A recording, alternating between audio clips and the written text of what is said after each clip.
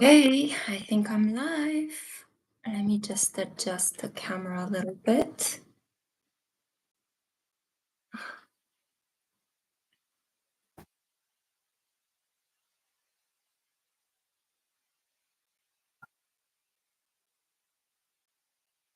Hey, Stella. Yes, the video is recorded live at the moment, and you will be able to replay it once I finish streaming it. Yeah, so you can always come back to my list of full moon live streams, and you can always rewatch them. Okay? Hello, Lao Intuition. Hi, Jay. Hi, Stella. Hi, Shefali. Hi, NTM Station. Hi, Maria. How are you guys? Someone, hello. So welcome to the full moon in Aquarius Sturgeon Moon Live. I hope that you guys are going to enjoy this live stream session. I have to tell you that this is one of my favorite full moons of the year, mostly because Aquarius is where I have my Venus placement. And when you have a full moon touching upon your Venus, it's just this really soft, beautiful, loving energy that suddenly gets illuminated in your life. And even though the last 2 weeks, in the lead up to this full moon, I personally found them a little bit stressful. So ever since we had the new moon in Leo, things were a little bit stressful and chaotic, and people were just getting on my nerves.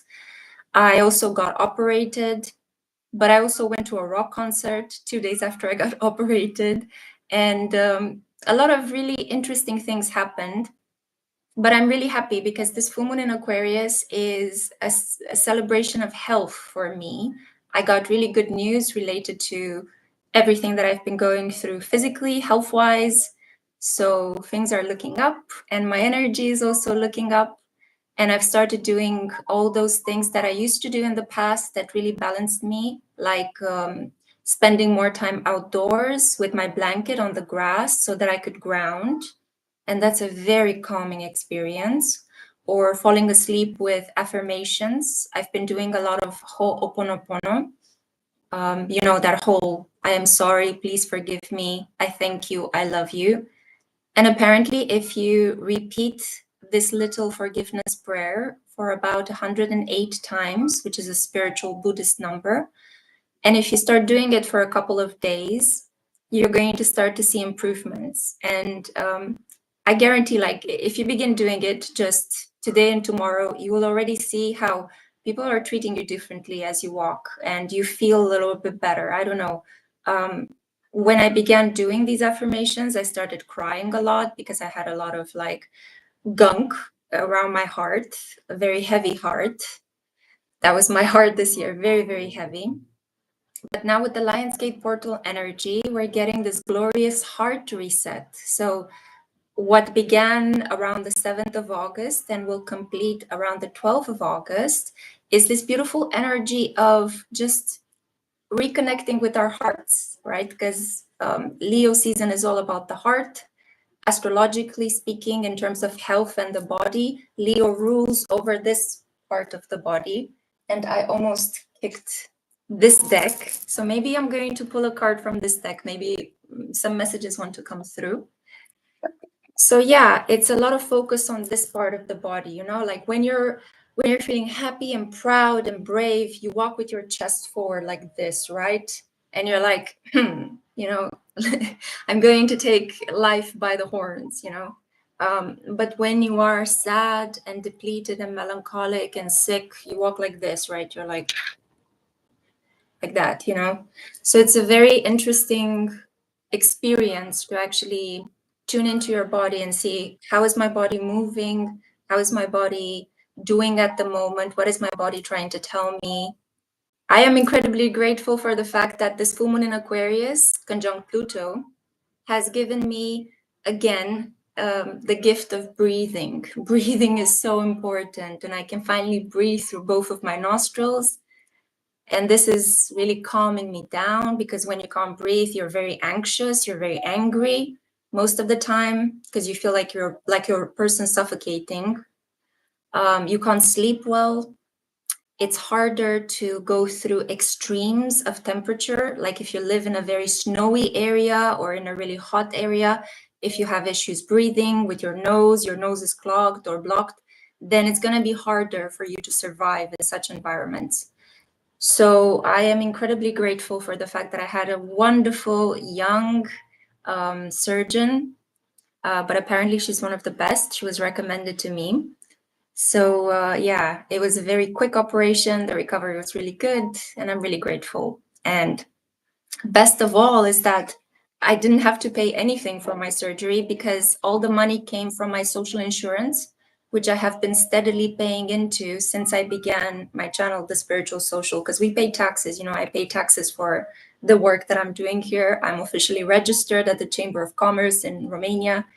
So finally, I can enjoy all the taxes that I paid since 2020 until now. And now I can reinvest that money into my health. And yeah, it's been really good. Yeah, I'm incredibly grateful, and I'm very happy that you guys are here. I was thinking earlier today, it's like I wouldn't want to spend this full moon blissful energy with anybody else than you guys, because you mean the world to me. When you meet a group of people that allows you to do something you love, and you know that values you for being this person, I think it's just a wonderful experience. It's just something to cherish and to be grateful for. And yeah, like, you will always mean so much to me, guys. I don't know what's going to happen in the future. I have a little plan for my future. Suddenly, after 2 years of feeling like I was walking in the dark, an opportunity appeared professionally. But I'm not going to tell anyone what this is. I'm just going to do my best to see if I can get it. And once I get it, if everything goes well, I'm going to tell you the story of this interesting professional path that is opening up for me. But up until this point, it's business as usual. We are here for the full moon live. I have a number of cards I want to pull out for you guys. I also did a bit of digging through my library because I have all of these amazing books. And I was just like, I woke up yesterday and I was like, I'm not using my books as much as I should be. You know, I have a lot of witchcraft, spell work books. And although I have been looking through them and enjoying them, I'm kind of feeling like I need to be more active about doing something with them, and for you guys as well, for the collective. So I have this book, A Tea Witch's Grimoire. I hope you guys can see it. Yeah, so it's written by S.M. Harlow. And if I'm not mistaken, I think this was a gift from Maria Margareta. I don't know if she's in the chat with us, guys. Yeah, so this Tea Witch's Grimoire is giving you like a collection of herbs and teas, and they are themed. And I discovered a recipe for rosemary moon tea. And this is the tea that you can drink in the month of August.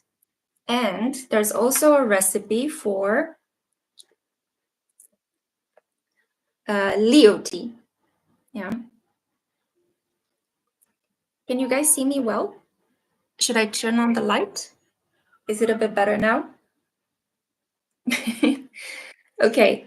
Yes. Let me just give you the recipes for these two types of tea. Maybe you want to finish celebrating Leo season in style. I know that some of you right now are in parts of the world where it's not as hot as it is in Bucharest. In Bucharest, we have like 39 degrees. It is insanity. But maybe, I don't know, maybe you live up north in Europe, or maybe you're in the lower part, the southern part of the globe. So maybe this is, you know, a cool chill season for you.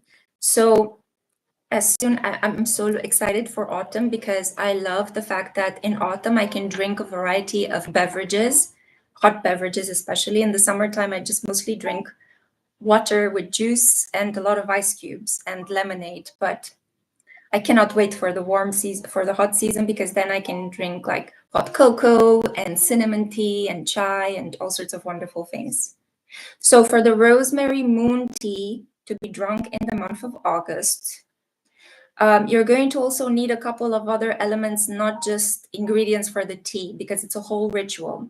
So you will need an orange silk altar cloth, 4 orange candles, 4, Mercury is still retrograde, guys. It's going to complete its transit on the 11th of August. So blunders and illogical things are going to happen. It's inevitable, okay? Blame it on Mercury.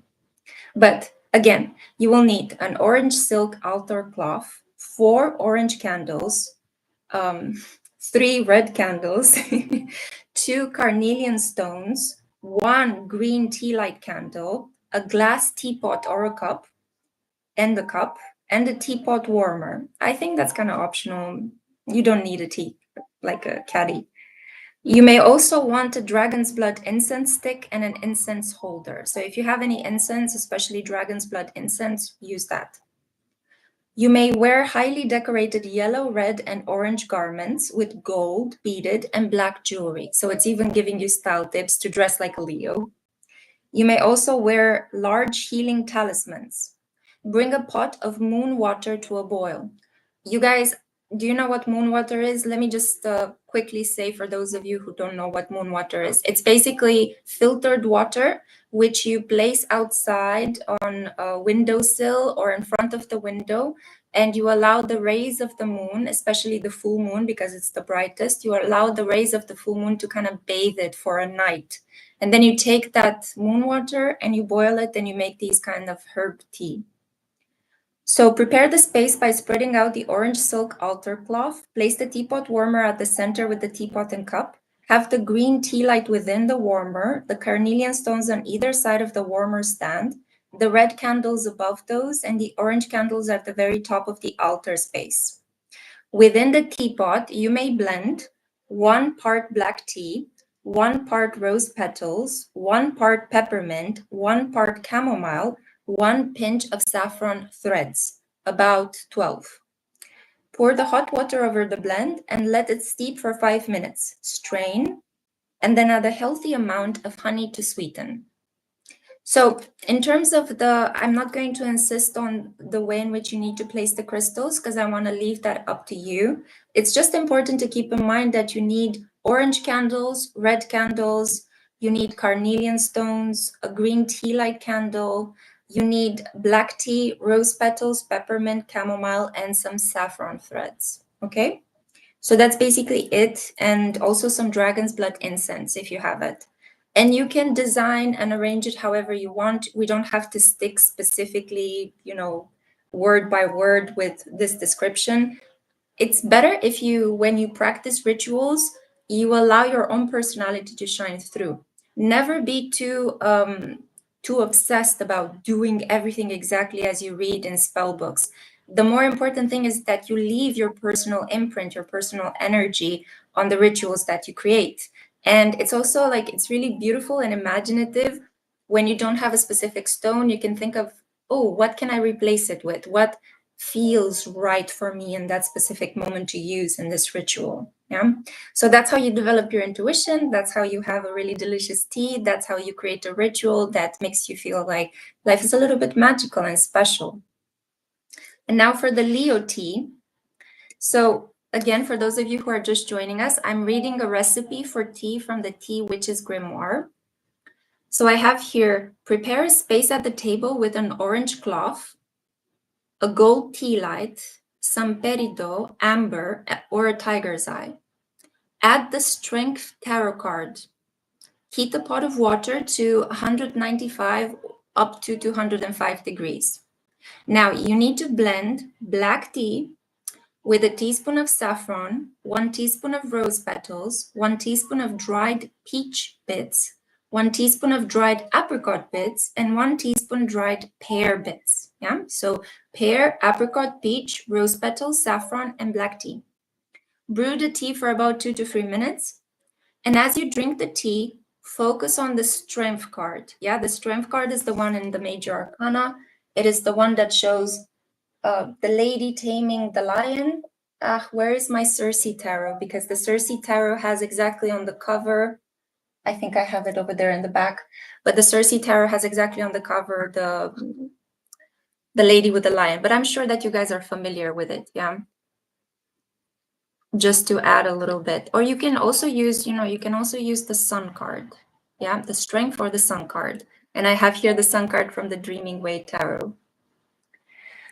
Okay, so meditate on the qualities and characteristics that Leo possesses. Their bold and primal nature, their ability to be and express their true selves, their strength of heart, mind, and soul, and the continuous reminder of how to balance their brute force with their compassion and love.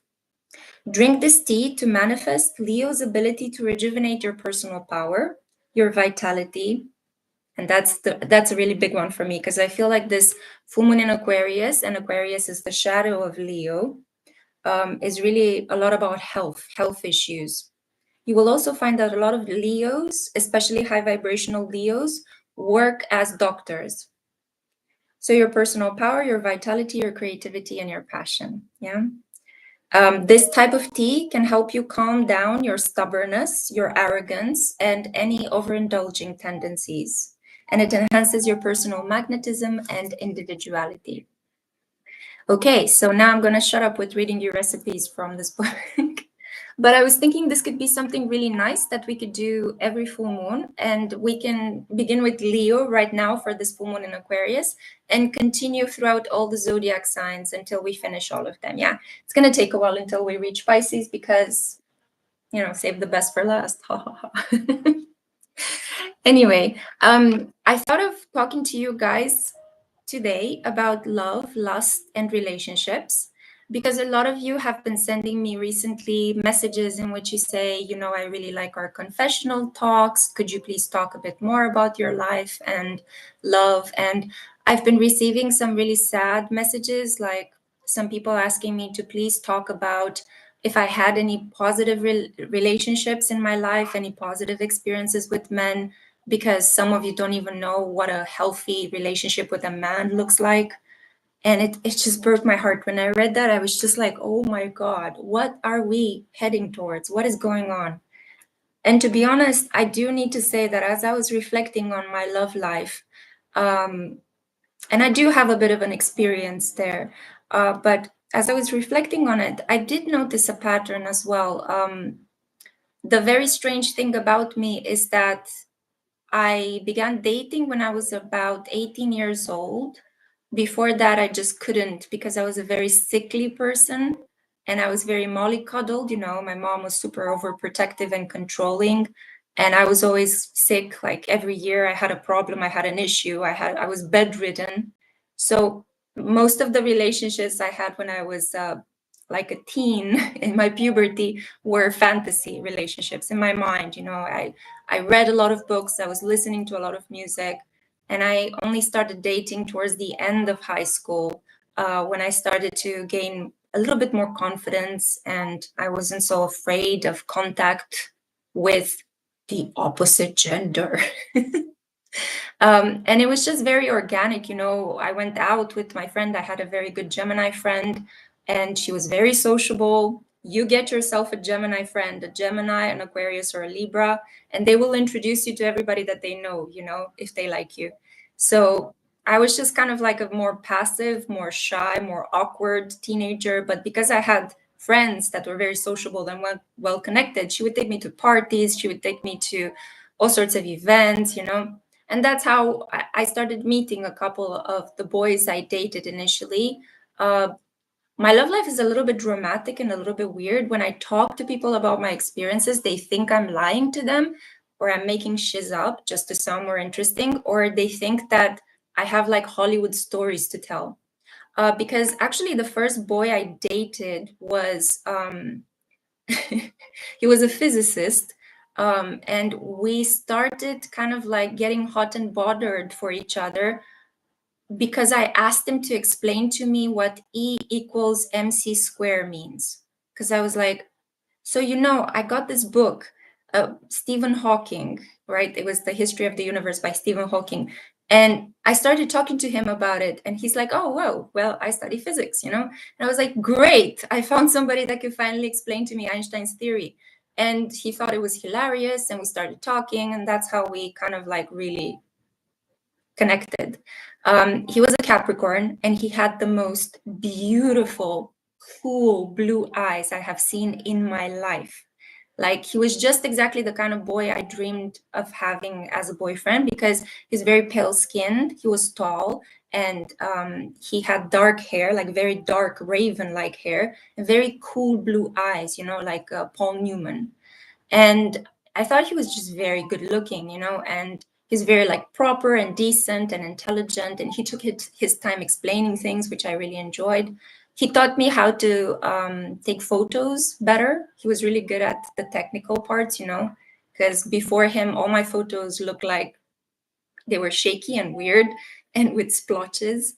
And he taught me how to position the camera and how to hold the hand, and it was really lovely.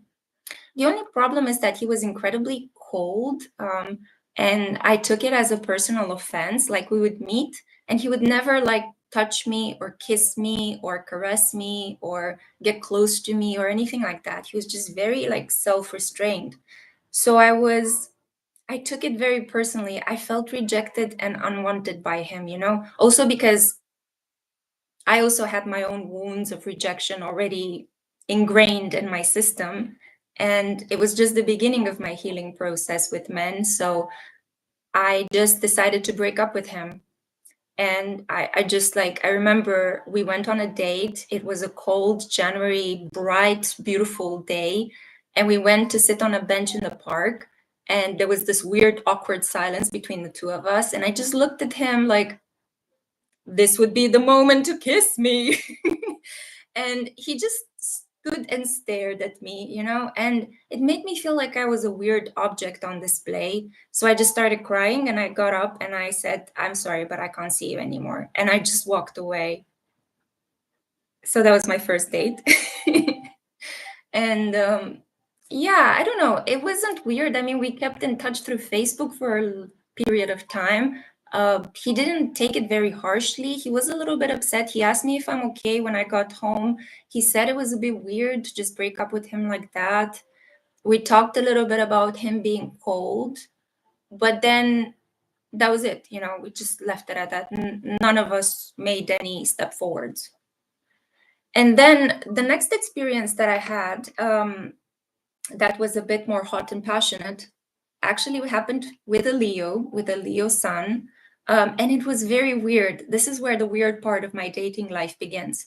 These experiences also, you need to keep in mind, they happened when Uranus was in Pisces, and it was transiting over my Mercury and my Sun in Pisces. This was back in 2000s at the beginning. And because Uranus was positioned in my 5th house, it was bringing me these very surprising and spontaneous encounters with men, right? Because the 5th house is the house of short-term dating and romance and sexuality and pleasure and fun things, So one day I was listening to the radio, and there was this radio host who was like, so whoever knows the title of the album of the next song I am playing wins a ticket to go and see a band that very much emulates the artist. And the artist that they played was the White Stripes, Seven Nation Army. And was it Seven Nation Army, or was it? It was a hit from their album Elephant, right? So I was like, Elephant or White Elephant? Oh my God. Mercury retrograde. It's like my brain is completely... Anyway, basically, the White Stripes were playing a song on the radio, and I knew the name of the album because I had it on repeat all the time in my headphones. And I called the radio and I said, I know the answer. And they were like, cool, sure. You won a ticket to go and see this band tonight at this show. Just to tell the bouncer at the entrance what your name is. You'll be put on a list and you can go in and have fun. And it was weird because I only got a ticket. So I couldn't go with a friend. I had to go by myself. And it was the first time I was going to a rock concert in a pub by myself after winning a ticket for it.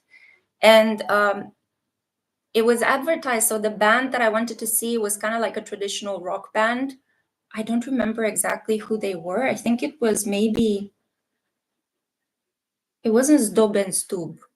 Was it? Oh, Omul cu Șobolan. It was Omul cu Șobolan, I think, which is a pretty cool and well-known Romanian rock band. and the name of the band can be translated into The Man with the Rats, and it is a reference to a text written by Freud, because they're a very literary inspired band. And in the opening to that band that I won the ticket for, there was this other band who was up and coming, and they were singing basically covers after White Stripes songs. And I go into the bar and I just sit awkwardly. I place myself like right in the middle of the bar, so I sit in front of the stage and I just see the stage very clearly, and the people on the stage could see me as well. And they begin playing, and I find it really cool because they were singing covers after the White Stripes, and I was so in love with the White Stripes at the time. And the lead singer of that band comes over to me after he finishes his set and tells me that, hey, I like your style. You look really cool. Want to take a picture with me? And I was like, are you kidding me? I should take a picture with you because you were amazing.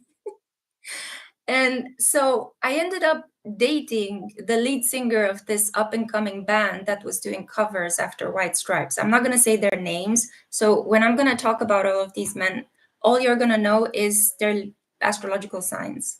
Because I'm going to try to be, not actually share all of their details so you guys can easily identify them. But that's not important. I feel that these facts don't really matter. The important thing is what I drew from these relationships. And I guess I'm telling you these stories just to help you understand how random and beautiful and weird and painful life can be.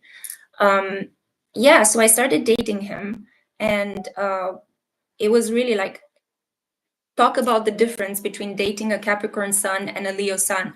Like, he couldn't stop taking his hands from me, like constantly. It was hard. I had to like push him to the side at some point because it was like, it's too much, too much PDA, calm down. So dating this Leo guy who was in the band, it was really really passionate, and constantly like he would kiss me and drag me towards him and put his hands around me. And always I had to kind of like restrain him a little bit because he was a bit overwhelmingly in the opposite end, like compared to the Capricorn sun guy. So yeah, we were very close to actually, moving on to the next physical important step, which was big for me because I was still a virgin at the time. And I have to say that it was potentially one of the most disappointing things, because we reached a moment when we finally managed to be alone in a room together, and the mood was great and everything was wonderful.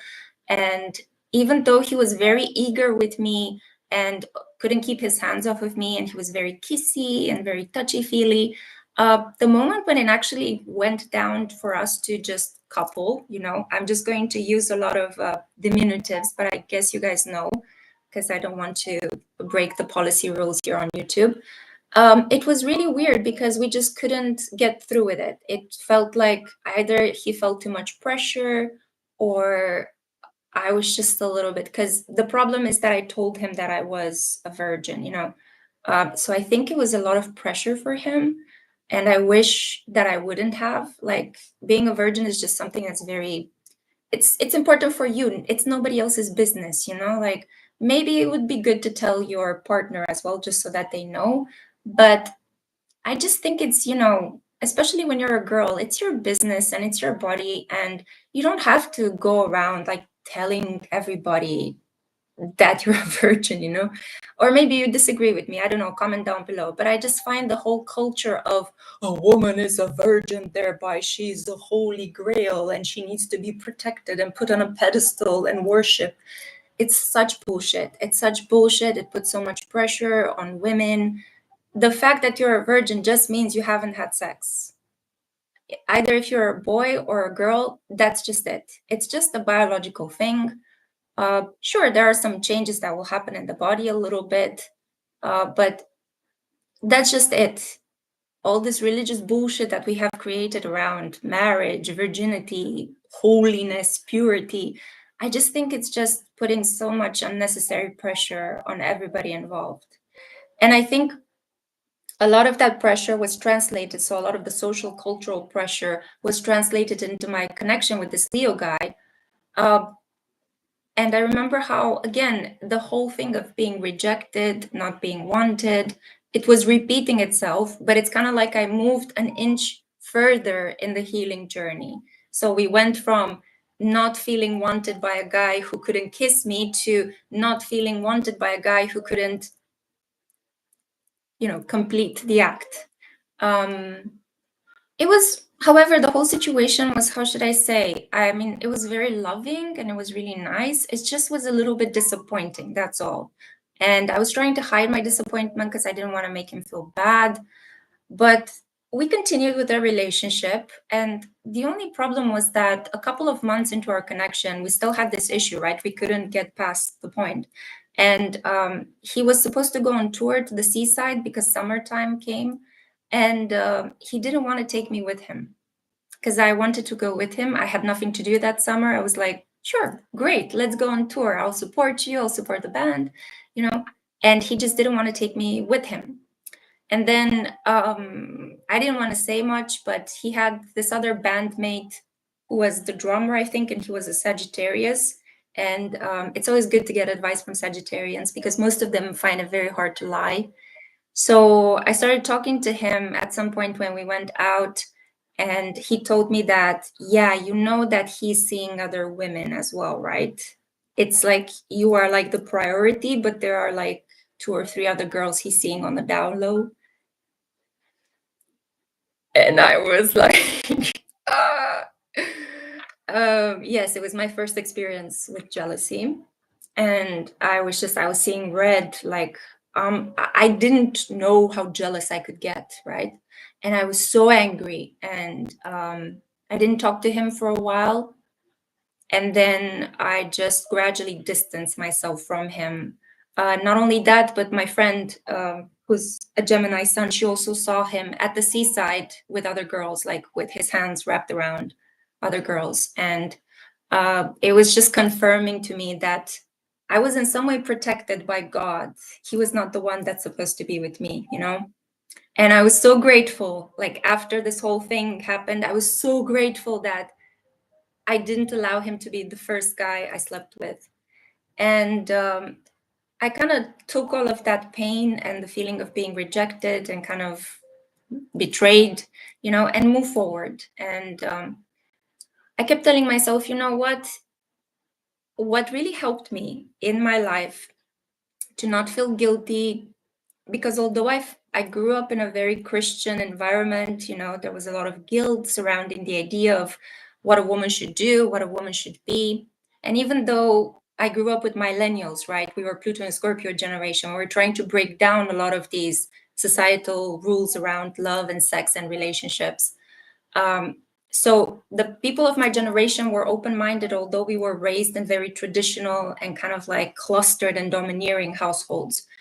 So I could talk very freely with my friends about that. I remember somebody brought to school Cosmopolitan. You remember when Cosmopolitan was a glossy magazine that everybody was like, oh my God, we need to get it. So that was before the internet and everything. And I remember that a friend of mine brought Cosmopolitan, and they had a spread in Cosmopolitan of a really beautiful man, and like all of his body parts were being described and how you can give a man pleasure. And we were just sitting around after school in the courtyard going like, okay, interesting. And what would that do? And how would this do? And all of my friends were kind of already sharing with me the experiences that they had. And I was just kind of like listening. It was good that my default setting as a teenager was I was the listener. I was the sensitive, wise girl in the background that was listening to everybody all the time,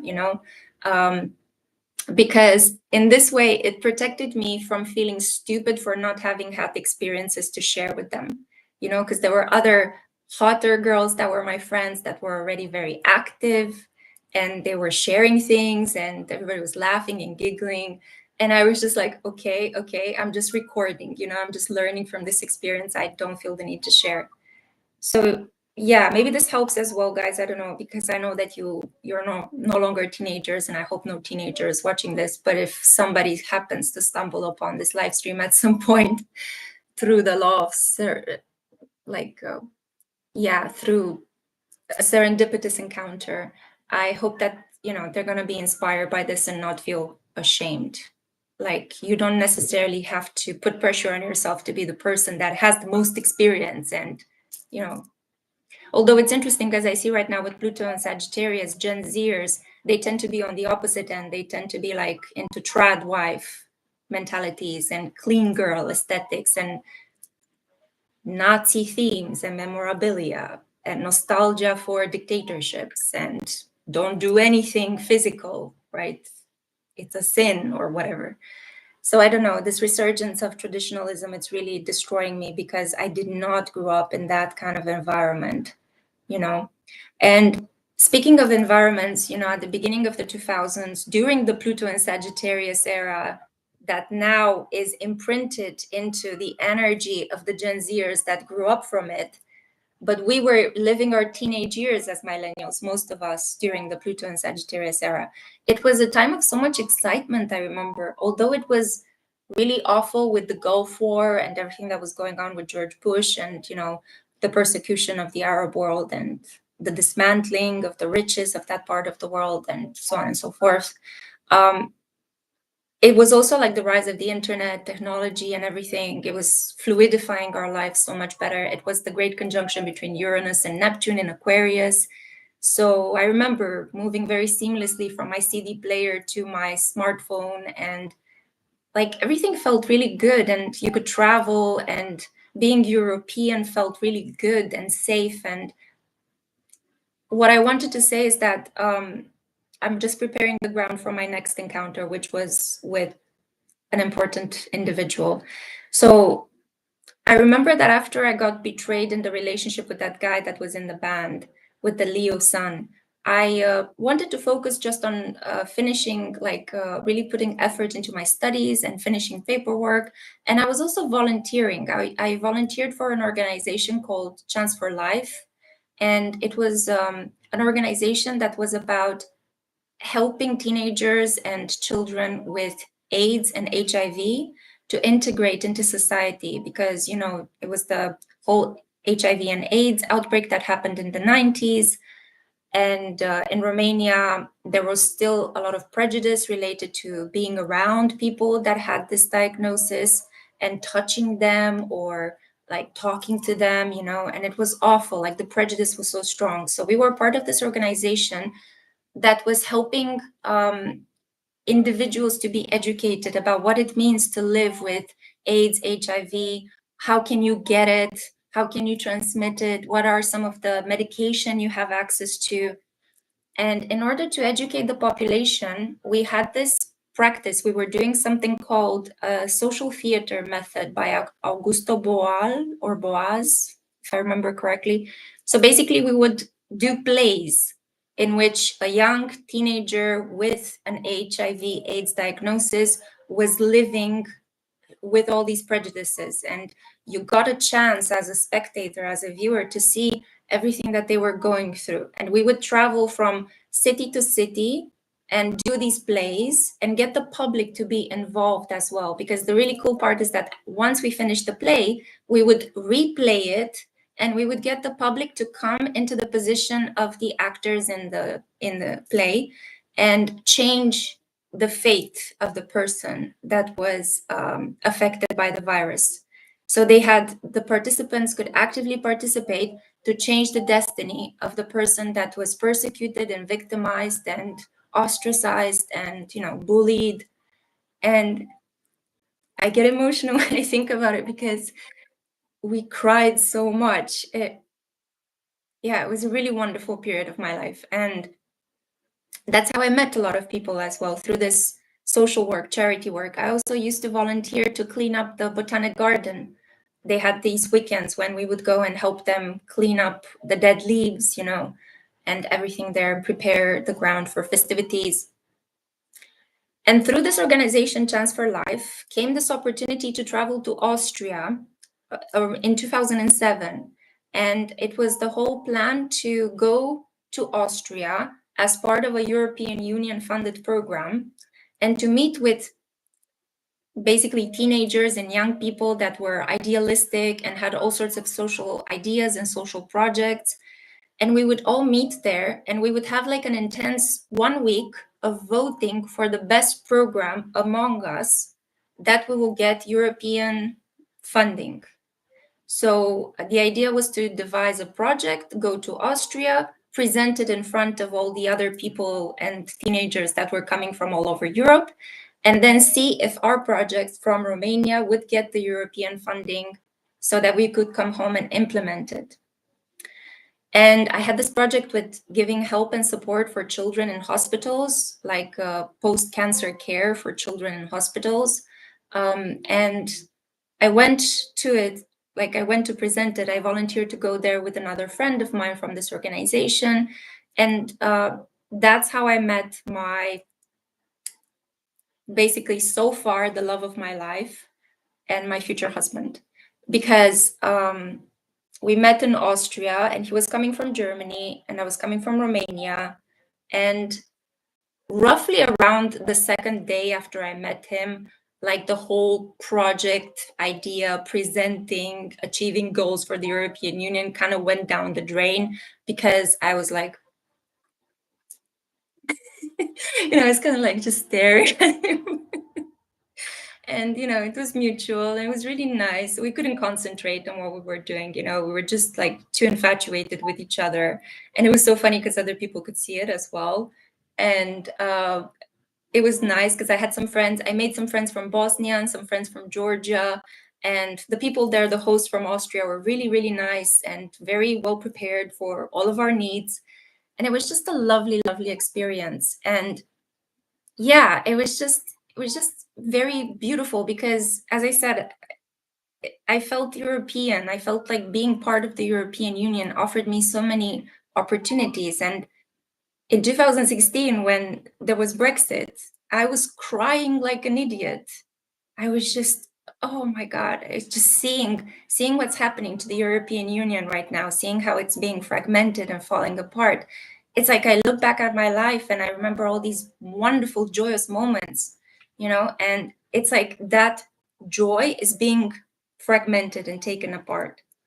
And I'm only sharing these things with you guys because I think it's important to understand what led me to the breakdown in my life at this point, because it wasn't just my father dying.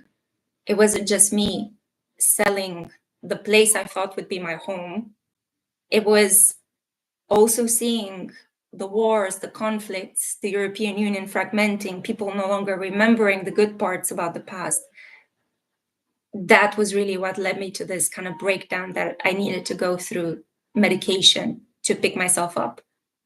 But now coming back to the joyful part, what could be astrologically significant for you guys to know is that he was an Aquarius. So the man that I ended up, having my first romantic intimate encounter with, the man that I ended up then marrying, and the man I eventually divorced, was and still is a sun in Aquarius. And back when I was together with him, I wasn't into astrology.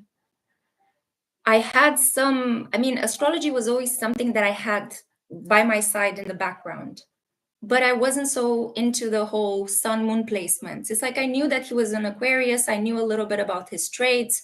I was reading astrology only like for horoscopes or whenever something spicy about love would appear, but aside from that, I was just interested in compatibility and horoscopes. I didn't know so much about astrology like I know now. And only after we separated did I actually begin looking more deeply into his chart. And I saw there on his ascendant a cluster of planets that I should have been very aware of, because it would have changed my relationship if I was just aware of. He had 6 planets in Sagittarius. And we got married when we were 22. Of course he would cheat on me. Like, of course he wouldn't be a domestic type. What was I thinking? He was like a wild horse, And I didn't know that. I took everything that happened in our relationship personally. And that was my fault, because I'm also on the path towards learning detachment.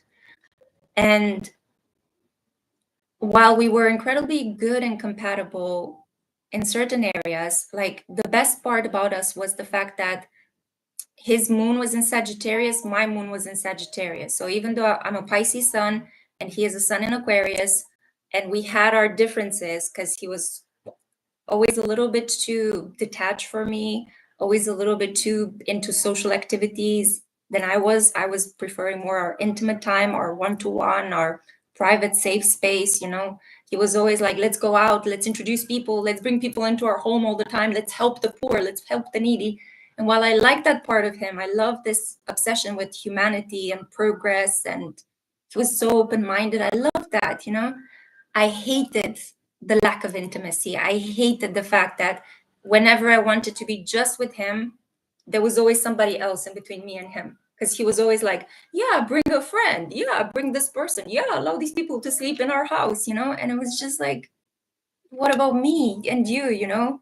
And he was very anxious around this being so close. He didn't want it. He didn't like it. Like the closest we got was when we were coupling, you know?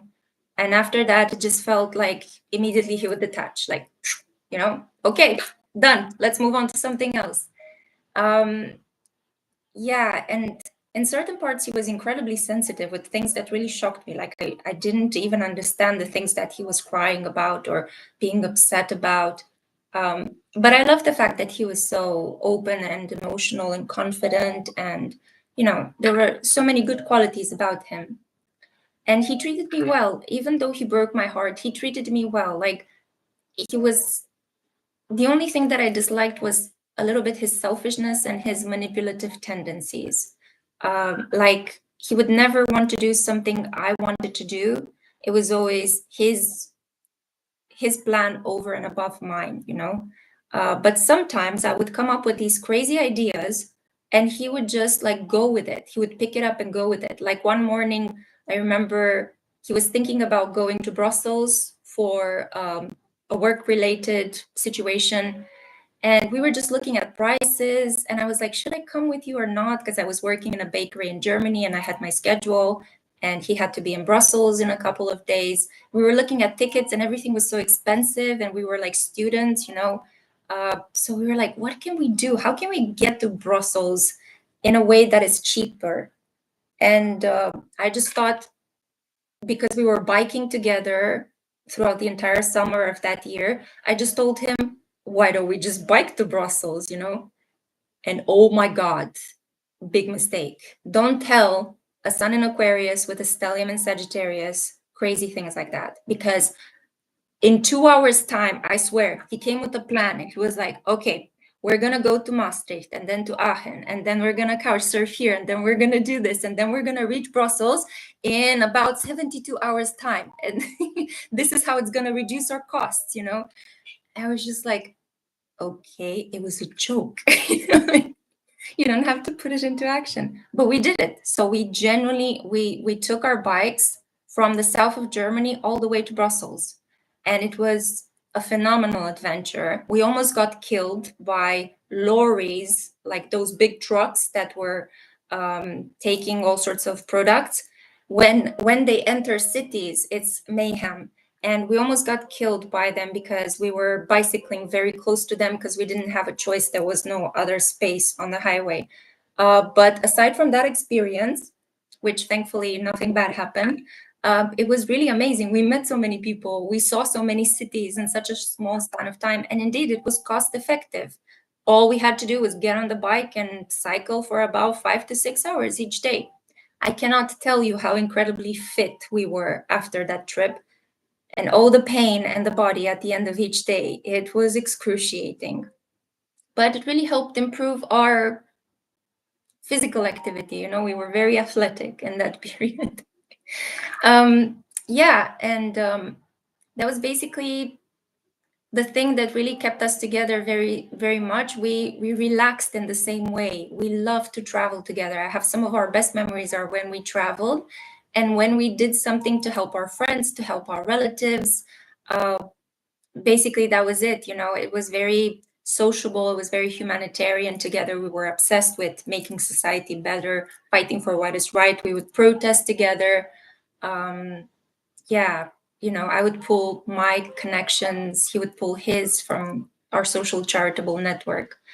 And that was what kept us together for 6 years, right? And the fact that he was very honest and open with me, and it inspired me to be more vocal and more communicative, because I wasn't so communicative. I'm a Pisces, I kept a lot of things inside of myself, and he helped me kind of expand my communication. He also helped me learn how to catch.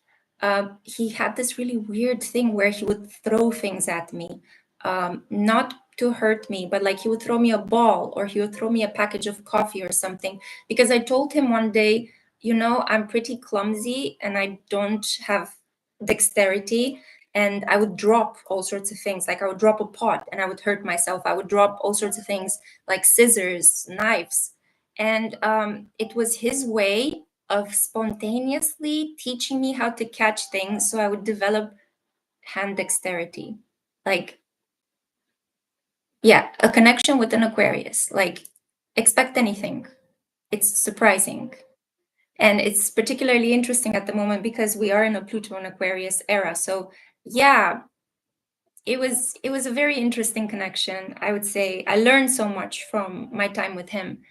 And the worst part about breaking up with him was that I got so close to his friends and to his mother, to his father. And his mother actually saw that I learned to speak German in 1 year. And she said, "Oh, I can invest in you." And she paid for my master's. So I was able to go to Edinburgh to study because she paid out of her pocket, out of her savings, for me to complete my studies in the UK. And yeah, it was really wonderful. I remember when we got married, we weren't expecting it. We got married at the town hall on a cold November day in Germany, and it was gray outside, and we didn't have a lot of plans, like the traditional plans of what a marriage would entail. I mean, I got married in a short black dress and I had boots.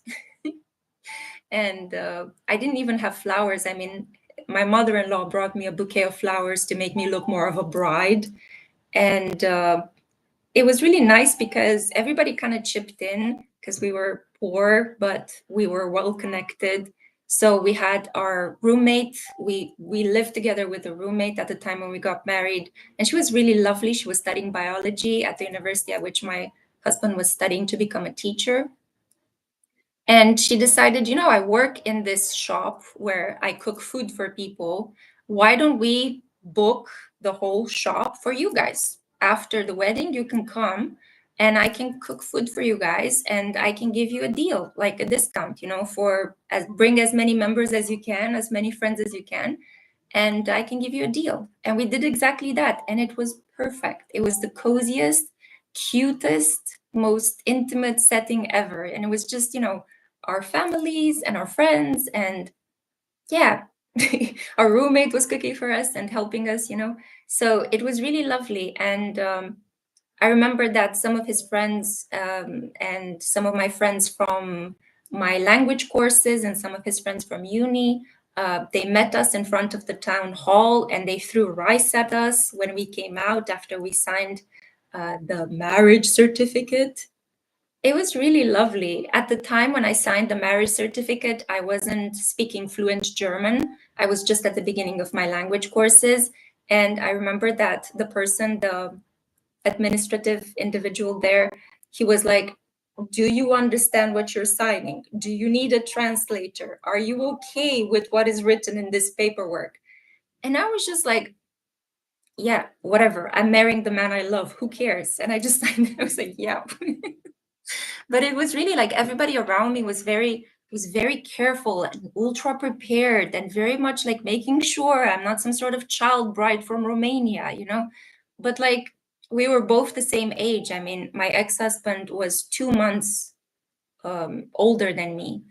We were born in the same year, so we looked like the part. We looked like the age. And I remember that once we traveled to France to meet a friend of mine, and we were telling people that we are married. We were just 22 years old, but we were married, and people were shocked. Like they would completely stop eating if they were together with us outside. And I remember a couple that was in their 50s just looked at me very concerned and said, like, did you marry him for visa purposes? Are you okay? Do you want to escape your harsh life in Romania? And I was just like, my life in Romania is very much okay. Thank you very much. And I married him because I love him, not because I need a visa. You don't need a visa to travel from Romania to Germany and then to France. You know, it's a Schengen area, you know, it's a free border. And yeah, it was just ridiculous how people were kind of like so afraid and putting so much pressure on us. Like, you just cannot love somebody and get married. It has to come with this whole industrial complex of spending a lot of money and doing it in a specific way. And we were kind of trying to break through that. And I really don't regret anything about being married. I keep thinking that it may have been nice to be dressed in a really beautiful, gorgeous white dress. I never had that experience. But then again, I don't really miss it because I didn't grow up with a fantasy of being a bride. I grew up with a fantasy of being an interesting woman that will have a lot of beautiful experiences, because I wanted to be a writer like Virginia Woolf, and I wanted to write about my experiences. So I was just like, life needs to be a work of art for me. Life needs to be a spiritual journey. Life needs to be like an artist. You know, I wanted to live like an artist because I was obsessed with the Bloomsbury Group. I was reading Virginia Woolf's diaries, and you know, with Lytton Strachey and with her sister Vanessa, it was just a whole literary and artistic group of that time in the UK, and I was fascinated with them and the life that she was describing. Although she had this continuous melancholy for the fact that she lost a lot of family members. She had a stellium of planets in Taurus, and she was born with a Pluto in Taurus, and she was also an Aquarius Sun, coincidentally born exactly on the same date as my ex-husband. So Virginia Woolf shared a birthday with my ex-husband, which made me feel that it was fated for me to meet him and fall in love with him. But yeah, so Virginia lost a lot of people, but she also lived among these incredibly artistic, exciting people at that time, at the turn of the century. And I wanted that, you know, I identified with that. I identified with the pain of feeling like you're a weirdo. I identify with the beauty and love of words and wanting to write, wanting to put your spiritual experiences on paper and share them with other people. And I identified with, you know, just like enjoying life and the way she loved life and the moments, the way she perceived nature and the movement of light and everything. It was just beautiful, absolutely beautiful. So I wanted, that was my goal in life. It wasn't to become a mother. I actually told my mother when I was 14 years old, I don't think I'm going to have babies. Don't expect grandchildren from me. And she laughed it off and said, ha, you're going to change your mind. I'm 38 years old and the only babies I have are my fur babies, you know? So I knew from a very young age what I wanted. I wanted to live this amazing literary life. I wanted to live like an artist and have beautiful experiences. And I wanted to be with my soulmate. I wanted to have a partner. And that was the goal all along. And love was the goal, and exploration and freedom and trying to figure out my body and pleasure and everything was part of the journey. So that was my most significant connection with my ex-husband, and we stayed together 6 years approximately, and we were married 3 years out of those 6 years. And I have to say that once you get married, let me just drink some water. I'm looking at the chat. I'm sorry, guys. I feel like I've been talking and talking and talking. I need to also look at the chat. Hi, Ashley. Hi, Catherine. Hi, Penny. Hello, guys. Let me know, and I'm going to stop it. But as I said, you know, I'm sharing these experiences because you guys asked me to talk about them. Okay, so I just want to have a video in which I include them so that if in the future I get asked these questions, I can just reference this live so that once I talk about them, we have this reference point and we can move on to talk about other things. Yeah. So basically coming back to that important relationship, my Venus is in Aquarius, and the love of my life so far has been a sun in Aquarius, and I ended up marrying him because I also have Juno conjunct Venus in Aquarius. And usually in your astrological birth chart, really focus on the position of Juno, because Juno shows you who you will most likely marry. The house and the sign in which you have Juno, it tells you how your counterpart is going to be. And I had Juno conjunct Venus in Aquarius in my 4th house, and I married a sun in Aquarius. And after that relationship, we broke up while I was living in the UK, in Edinburgh, in Scotland. We basically traveled to the UK together. We lived in Germany, and he was doing his studies at the university, training to become a teacher for English and German. And I was learning German at my language school. A really fun fact you should know, I don't know if they still do it, but at the time when I was in Germany, which was about 2008, 2009, 2010, the state pays for you to learn German. All you have to do is show up, have your ID, and tell them that you want to learn German. And the state pays for courses that take place from Monday to Friday, 5 hours each day. And they also pay for your transport to that location where you have the courses. So that's why I was able in about a year to learn German, because of this program, which was amazing. They also teach you a little bit about the history of Germany, the administration, so you know what's going on in case you want to become a citizen and you want to end up voting. It's super good. It's such a good program. So I was doing my language courses and working in a bakery. I was also volunteering for a Catholic, kind of like, how should I say, Catholic charity, helping people with disabilities. And then one day my husband comes home and he's like, I got an opportunity to go to the UK, and I filled in a form, and I was asked to put 2 places in the UK in which I would like to live. And I put Edinburgh and the Isle of Man. I was like gobsmacked. First of all, he never told me anything about this program. Second of all, he didn't consult with me what cities in the UK we would like to live together, because if it was successful, his application, that means we would have to relocate to the UK and live there for 1 year. And my jaw dropped to the floor when I was like, Isle of Man, out of all of the places, right? Like, you have Bristol, you have London, you have Derry, you have Cambridge, you have Oxford, like Isle of Man. I was hysterical. And I was just, if he didn't get the first position, if there were no places in Edinburgh, he would be relocated to Isle of Man. And we were so lucky that his first choice had places left. So I was able to talk to his mother.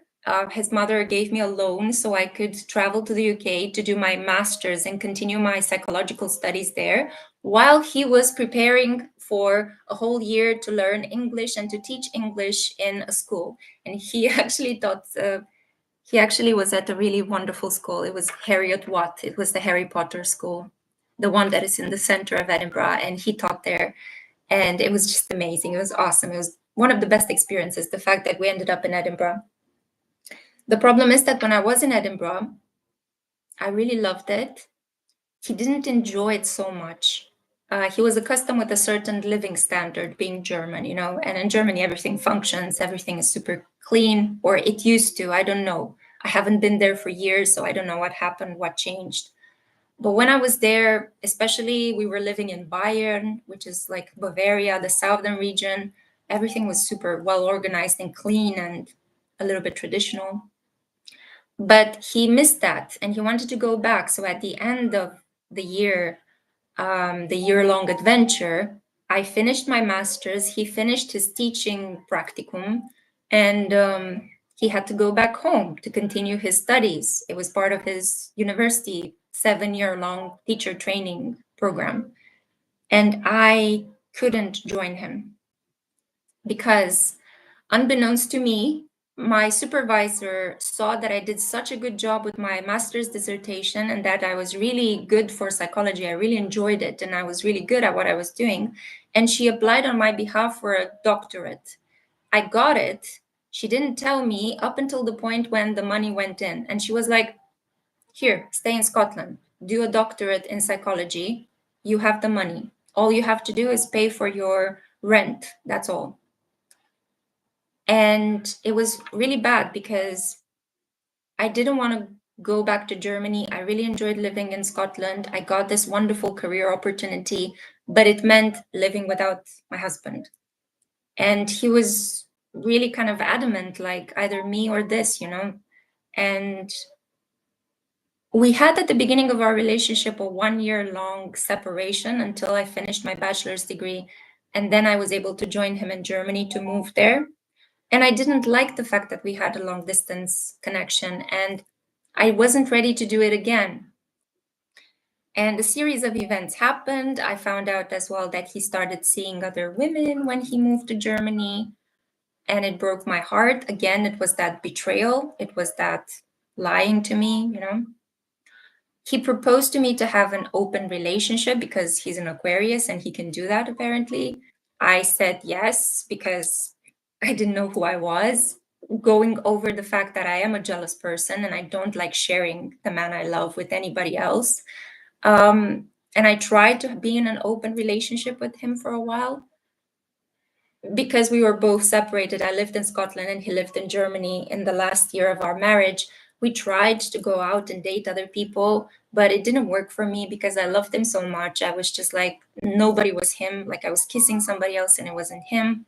I could only do it if I was drunk. I tried to couple with another guy. I tried to have some one night stands and I just ended up crying. You know, I was just desolate. So I took the really bad and awful and horrible decision. I didn't even know what adjective to use, but I took the decision to file for divorce because I was thinking we're young and we can rebuild our lives. Maybe we're not meant to be together. Maybe we're not actually soulmates like I thought, or we were up until a certain point.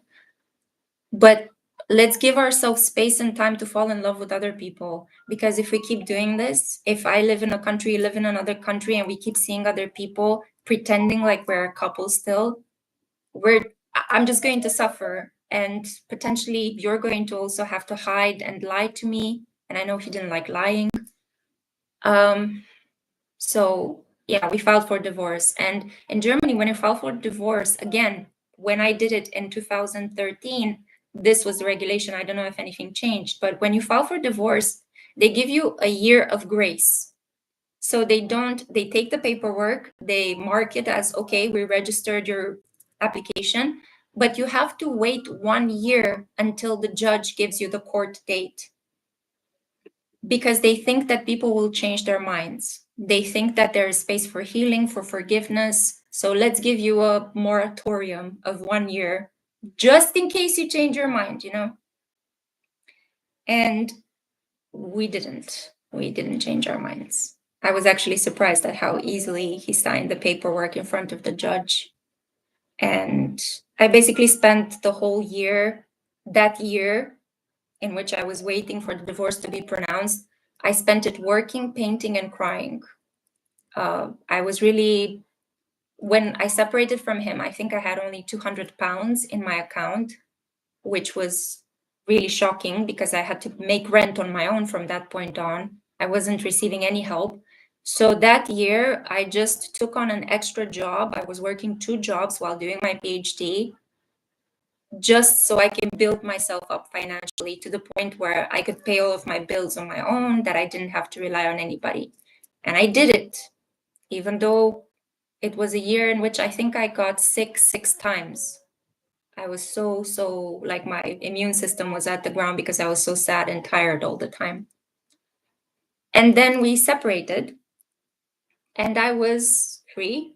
But you know, even when you separate, you're not really free because the pain, the memories, everything just, they come with you. And it took me such a long time to get accustomed to sleep alone again, which is very different than sleeping with somebody else. it took me a lot of time to stop thinking of him, stop wanting to call him and tell him, because you got that thing when you're together with somebody, you want to call them and tell them a lot of things. So that was really hard. That was really difficult. But I had a couple of friends, and my friends, I don't know if they were good for me or bad for me, because a lot of people were, when I talked to them about my relationship with my ex-husband, they were completely shocked to hear that he was the only guy I actually had sex with.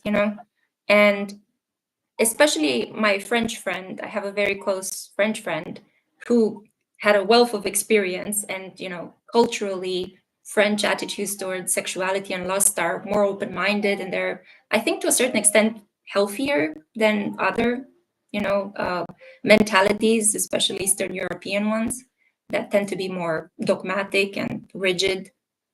But yeah, she was completely shocked all the time, and she was just like, "You need to catch up, girl. What are you doing? What are you doing? Your plan was to be an interesting woman. What are you doing, just being like completely obsessed with one man and one man only?"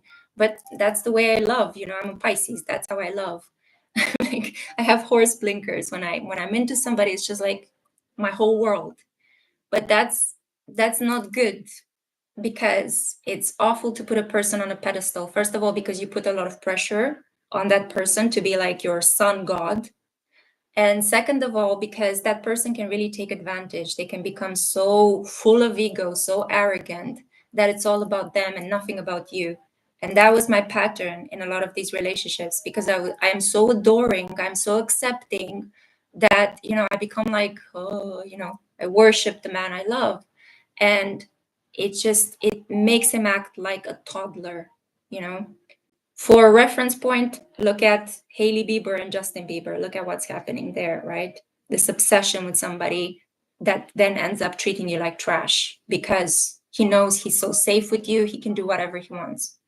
That's not okay. That's a first lesson in self-respect. You can adore the man that you love, of course, but you also need to prioritize your needs, adore yourself, draw some healthy boundaries, say no from time to time, especially with things that really matter to you. And I needed to separate from him to understand these things. So that's why the separation, that's why the divorce, because I was going down a path that was not good for me, my worth, my self-respect as a woman, and my plan to become this interesting woman. And my friend was really good in enticing me to open up a bit sensually, to not be so obsessed with, pure love and unconditional and everything. And I also had another friend from Latvia who was open-minded, and she was very sarcastic and fun. And they were kind of pushing me gently to go out into the world and experience and have adventures and try out new things. And that's what I basically did after my divorce. It took me about a year, but from 2015, as things were becoming a bit more stable with me financially, as I was doing really good at my job as well, I started to open up and loosen up a little bit. And I started dating, and I started having like a lot of like encounters that we're not all together completely fully leading to the ultimate act. Like, I had a couple of really beautiful moments with men, like dates and moments when we would talk for hours over a cup of coffee or things like that, but they didn't all lead to sex. Like, you can have intimacy with a person without necessarily having an orgasm or getting your clothes off. Sometimes it's just really beautiful to just sit and talk to somebody about their life and their story. Sometimes it's just really beautiful to have these kind of inside jokes and to flirt with a person, that you see on a regular basis. Sometimes you would feel really hot and bothered and horny and just climb on top of that man, as long as he's willing and consenting, there's absolutely no issue with that. And the good part about being in Edinburgh was that people were really open-minded about these attitudes. Obviously, there's a lot of alcohol involved in the whole culture in the UK. But there's also there were a lot of international people. So you would meet people from parts of the world that you wouldn't normally meet. Like, I had some experiences of this nature with a person from India and a person from Argentina and a person from Spain. So like very different people from very different walks of life. And I just really wanted to know kind of like what's my type or what do I like physically. And the really cool part is that when you have experiences with different men, especially men from different cultures, which is I highly recommend, they really shape you differently because you get such weird feedback and interesting feedback from all of them. It's not that I asked for that feedback, but from time to time you would get a comment like, I really like this part of you, or I can't believe how open-minded you are, or I can't believe how giving you are, or like all sorts of things, like little things that are surprising. I remember that the Argentinian guy that I kind of had a one-night stand with, he was incredibly passionate, and like he wouldn't talk necessarily, the foreplay was all kissing and just like touching and just like really being super confident about touching my body. And I really enjoyed that. Like it was a very confident attitude to sensuality. I didn't need to tell him anything. He would just take the lead, completely, like boom. And like he was very confident that I will enjoy whatever he does to me. And it was really fun as well. I could laugh with him in the bed, and it wasn't something that would hurt his ego, because you can't really laugh with all types of men. Some take it very personally. But with him, it was really funny. Like my foot got caught in the sheet, and his foot got caught with my foot as he was trying to help me. And we started laughing, and then he fell out of bed, and then I pulled him up. And then we started kissing again, and all sorts of things like this, and he was an Aries. Aries men are really wonderful one-night stand partners. If they are not low vibrational, violent Aries men who have a chip on their shoulder and they believe that the world owes them something, if they're just like healthy, well-integrated, okay Aries guys, you can have the best time with them in the bedroom because they are fun and they're physical and they're very confident, and they just get into the action. No chit chat, no splitting hairs. It's like let's just do it, and it inspires you to kind of go along, and it's really fun and it's really cool. And you feel very held and very like seen and very desired by them. And for me, that was very healing because, as I mentioned, my previous experiences with men with low self-esteem or coldness, they made me feel very rejected. So I have to owe it to Argentina. Thank you for making me feel wanted. And he wasn't the only Argentinian guy I had experiences with. That's why I'm kind of generalizing, although I shouldn't. But I had another experience with a guy I didn't have complete coupling with. We just had some like petting experiences. We met at a conference in Canada, and he was this like really gorgeous Sagittarius Sun poet bodybuilder. I'm not joking. Like that man was trying to be the first and the best at a variety of different categories at the same time. Very Sagittarius, very anxious, very competitive, very honest, very gorgeous. And I don't know why, but he really liked me. I was feeling so good when I was in Canada. I was like so happy. You cannot believe. I had like the best time in Toronto. I cannot say why. The energy of that city was just so nice. Although it's like an industrial city, although it's not necessarily very pretty from an architectural point of view, I just felt on top of the world because I was presenting at an international conference.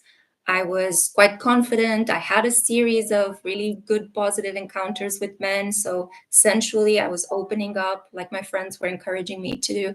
At work, everything was going really well. And I was happy that I chose my doctorate over and above trying to fix a relationship that was unfixable. So I was just feeling like great. I felt in my prime, I was starting to look good. I was starting to take better care of myself, working out. So it just so happened that when I went at this conference, I had this moment when I had to exchange some badges, and this guy popped in and he took his badge, and then he slightly touched my hand and said, "Hey, how are you?" And started talking to me, asking me where am I going to present, what department I'm from, what country I'm from, what university.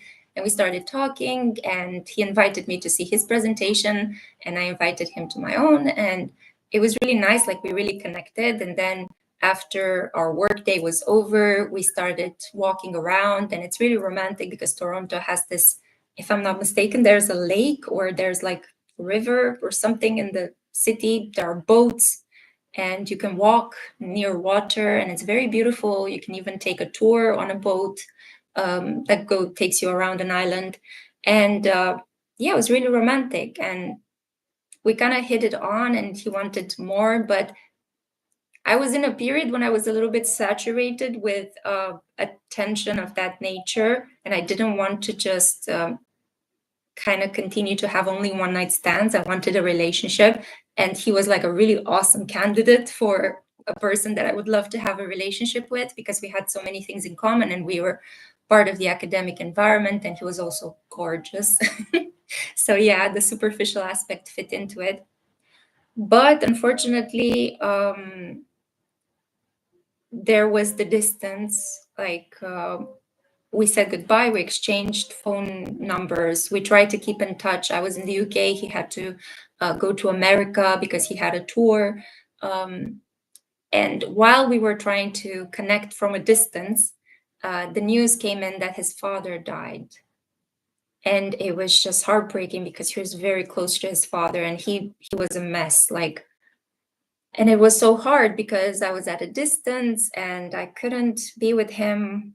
It was very expensive to travel to be where he was, and he was heartbroken, and I couldn't feel like I could flirt with him anymore. You know, how can you comfort a person from a distance going through such a painful thing? And now that my own father died, I can only imagine what he must have been feeling at that point, because it's very painful. And yeah, we decided to just let it be, you know. And we lost touch. Like, I didn't keep in contact with him from that moment onward. And it just so happened that at one point towards the end of my studies of my PhD, I was becoming increasingly like disenchanted with all the hookup culture. And I was like, okay, I had a couple of one night stands. I had a couple of intimate moments. There was some flirtation with somebody at work. But I really want a relationship, you know? I want to be with my partner. I don't really enjoy so much openness. You can be open, but not like, you know, constantly. So I wanted to have a relationship, and I tried online dating. At that time, around 2015, it was still okay. It was pretty decent to try online dating. It's not the commercialized weird fest that it has become. So it was it was relatively low on predators. I don't know, it was just a more comfortable experience. And I started a profile on OkCupid, and I met a couple of men through that. I had a couple of dates. Some of them were disappointing. I remember I dated a guy who wanted to talk to me only about his sicknesses, like all the health problems that he had in his life. And although he was really nice, I was just like, by the end of our dates, I felt sick. Like, I felt sick myself. I was like, I really don't want to dream tonight about viruses, you know? So I kind of put it to the side. I tried dating another guy and he smelled of salami. And I was really ashamed that I was judging him like that, but I just couldn't get close to him because he just smelled so bad. And I was just like, okay, let's leave it at that. And then at some point, somebody just like hit me up, and he was really fun and he was very decent. And I kind of struck a conversation with him. We were talking on OkCupid for about a week, and he was very chatty, and I really liked him, like his communication style and the jokes that we were having. And we decided to meet in a pub. And from the pictures that he had online, I was like, this guy looks a bit strange because he was dressed in black, all black, you know, and he looked very serious. And I was just like, I don't know if this guy is okay, you know, I'm kind of getting some weird vibes. So let's just go and meet him in person in a public space. So we met in a beer garden outdoors. It was summertime. And I insisted to go near that pub because it was very close to my home. So if I had to get rid of him or something, I would just take a I would take a walk around the block and then reach my home quite safely. But I went, and I didn't put much effort into how I looked. I was like, I'm just gonna go natural and be as like comfortable as possible. And I just had on a dress, and I had my Converse on and a sweater that was colorful and very minimal makeup. And I just went, you know, and it was a good style choice because this guy was a Taurus sun. He still is a Taurus sun. I hope he's still okay. And he really loved the whole natural, comfortable, relaxed vibe. Yeah, it's kind of like I felt it, like my intuition was telling me, you know, this would be perfect. And that was the story of how I met my second significant connection with the man that was to become my fiance. And the really interesting astrological aspect was that I had the two most significant connections in my love life were with an Aquarius sun and a Taurus sun. And I have my Venus in Aquarius, where I have it conjunct Juno, and I have my Mars in Taurus in the 7th house. And I have my Mars conjunct the vertex, and the vertex is a point of destiny. And it's fascinating because they were my longer lasting long-term connections and the men that had the most influence over my development and my growth, and the men that I spent most of my time with. So we had kind of like almost a 2-year long relationship. And he was very careful to tell me a lot of details about him. And it's because I later found out he was very well off. And I wasn't, right? I was kind of like the struggling student who was into sociology, going to protest against capitalism and the evils of capitalism, doing social work, you know, babysitting the children of my teachers, and taking care of a woman with multiple sclerosis. That was my part-time job. And yeah, you know, I had all these ideas, all these values, and this guy was an investment manager working for one of the most richest firms in Edinburgh. He came from wealth. He got the best kind of education you can get in England at one of those colleges that you hear stories written about. And yeah, it was from the beginning, it was like power difference, you know. He was also older than me. He was a Pluto and Libra while I was a millennial. And it was a connection in which I can say that physically he was much more of a better fit than my ex-husband was. But I didn't feel the affection. I didn't feel that deep love and kind of like comfort. I cannot even put it into words, but that's the difference between a Venus and a Mars love, you know? Like Mars love is very lusty. And that's exactly how it was with me and him. It was like his body was, whoa, like amazing, because he would obsessively exercise. It also happened that he wasn't just a sun in Taurus, he was a sun conjunct Mars in Taurus in the 8th house, and he had an ascendant in Virgo and a moon in Pisces.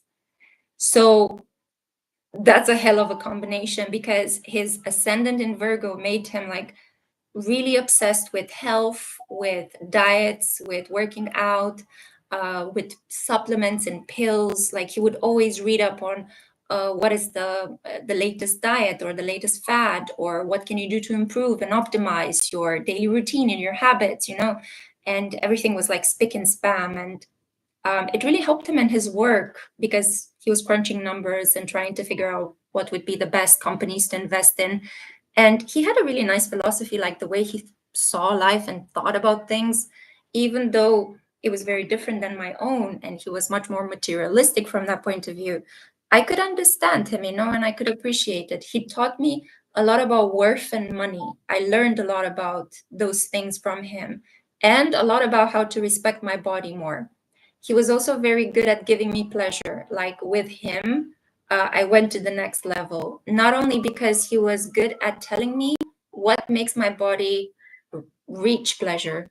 Like he gave me some insights that really blew my mind, because I knew that my body was doing certain things, but I had no idea how. And because he was the observer, and because he was the one giving me the pleasure, he would comment and tell me, like, giving me feedback, you know, like take notes. And it was amazing, because it was the first time in my life when I was getting like positive, constructive criticism related to my body and my pleasure points. And it just really amped up my confidence, which is something that I never got with my ex-husband, because my ex-husband was a lot about being in the mind, you know, as an air sign. He was much more interested in other things, like the beauty of him shined in other areas, while with the sun in Taurus, the beauty of him shined in very pragmatic things, you know. So I can say that physically I had a better, more lusty and more pleasurable experience with my fiance, my ex-fiance, while with my ex-husband I had more of a adventure, exploration, freedom. We're like two best friends exploring the world, meeting people, having adventures, and I felt it in my heart, like completely in my heart, you know. And that was part of the reason why I couldn't continue with this connection with the Taurus fiance, because and I'm just calling him fiance because I think around Valentine's Day, when we were together in bed fooling around, and he just blurted like, maybe I should marry you. And we kind of made jokes about the ring that we would get and things like that. And yeah, we were like unofficially engaged to be married, but it never like officially happened. It wasn't like a real proposal. But there were a lot of other issues. He was hiding a lot of things from me. I was a bit too idealistic and too naive. I didn't notice certain things that were happening related to his high pressure job. There were a lot of power plays at work. Because he had a sun conjunct Mars in the eighth house, he was very secretive. It was very hard to get him to talk and tell me a lot of things. So mistrust began, just started to erode our relationship. And that, in connection with the fact that I realized I don't actually love him, I just love the life that I have with him, that he could give me expensive gifts, that he's helping me with my health, with my wealth, you know, with my confidence, that I could go to dinner parties with him, that I could visit his parents who had a home, like a typical Scottish, beautiful cottage, you know, outside of Edinburgh. That was kind of the allure, but it was a world in which I didn't feel comfortable because I never was that kind of a person, you know. And even though it looked materially incredible, I was like, yeah, but I want to love you and I can't, you know. I just, there's a wall. So when I saw Materialists, the movie with Dakota Fanning and Pedro Pascal and the other Chris Evans, because there are a lot of Chris's in Hollywood. When I saw the movie, I know a lot of people didn't like it or felt disappointed or it betrayed their expectations, but I really liked it because I felt like it was a little bit reminding me of my two significant relationships in my lifetime. And what I wanted to say is that my God, I'm just looking at the chat right now. You guys are so sweet. Yeah, I realized that this has been an incredibly long monologue. I'm going to stop in a second. I wanted to bring you to the point which I began from, because I was talking about Pluto and Sagittarius and people not knowing about healthy relationships. I wanted to say that I noticed in my life how gradually I went from a full-blown committed marriage that lasted a relationship that lasted 6 years and included a marriage, to a relationship that was about 2 years, again, like another long-term relationship. And then when I was in Oxford, I tried again through an online dating website. I think it was Bumble. I tried to meet somebody else and I met a man and I had a short-term relationship that lasted 6 months. And this guy was a Capricorn. And I'm really sorry to say, but we broke up because of a very, very sad thing. I'm not going to say what it was because I don't want to put him on the spot, but it was a physical thing. It was a physical incompatibility that was really stopping us from being able to have intimacy. And it was also he came from a very religious family, a very large religious family. There were some issues, there are some hang-ups that he would have that would just come over him like unexpectedly. So I had like 3 significant relationships in my life, and they were with a sun in Aquarius and a sun in Taurus. And the last one that lasted only 6 months was with the sun in Capricorn. And with the sun in Capricorn, it was interesting because he was actually in love with another colleague at work. He was in love for a very long time with this sun in Taurus woman who was pining after him. but she was in a relationship with another person and she wanted to marry that guy. So he was single and kind of gravitating around her. And then I came into this relationship, and the Capricorn guy became slightly obsessed with me because he thought I looked very good, and it was a bit superficial, I thought. We did have our little like habits, like we would drink coffee in the morning together and it was really nice, and we would watch movies together, it was really nice, but a lot of things were missing from that connection and I wasn't really happy. And when I noticed, we went out all of us together at some point, and I noticed how they were looking at each other, and I just realized I'm going to gracefully step out of this connection because you guys are in love, and what am I doing here? I'm like the third wheel. And the funny thing is that I broke up with him, and he was like really upset that I broke up with him. And I kept saying to him, you're in love with somebody else, but you're blind and you need to see it and you need to spend some time by yourself to realize it. And the funny thing is that a couple of months after I broke up with him, uh, he started dating her. She broke up with that guy that she was with, and they started dating. And I remember the last time I kind of checked on them, I think it was maybe a year after we separated on Instagram, and I saw that they bought a house together. So yeah, heartbreak for me, but good luck for them, you know. Well, it wasn't such a big heartbreak. I wasn't that emotionally invested into that connection. And it definitely helped me understand that with my ex-husband, he had a moon in Sagittarius, and we were so compatible. We were so fitting from an emotional point of view. We would laugh at the same things and relax in the same way. And we would understand things philosophically. It would just fit, like we were similarly optimistic about outcomes, and we really loved traveling together. But with the other two, with the Sun in Taurus and the Sun in Capricorn relationships, they both had a moon in Pisces. And it just doesn't fit. I tried and it just doesn't fit. Incompatible moons do not make a good home together. Because my moon in Sagittarius was always kind of like I was a bit too blunt, or I felt too rough or too insensitive. When you are together in a connection with a man that has a moon in Pisces, they're very sensitive people, very sensitive men. And most of the time, they even feel embarrassed about that. Because moon in Pisces individuals cry very easily, and they're very easily upset. They take things very personally, especially if they're not sleeping properly, especially if they're drinking or on drugs or on anything like that. It really messes them up. And they're very idealistic. Like, I remember the Sun and Taurus guy wanted me to watch historical love stories. And then once he watched the movie with me, he imagined that we were like in that connection. He once told me that I should dress more like a beautiful Hungarian princess. And my jaw dropped to the floor because I was like, I'm sorry, what? I'm Romanian, not Hungarian. And it's really weird. I took it very personally because there's been this lifelong feud between Hungary and Romania over the territory of Transylvania, and all sorts of religious issues and economic problems.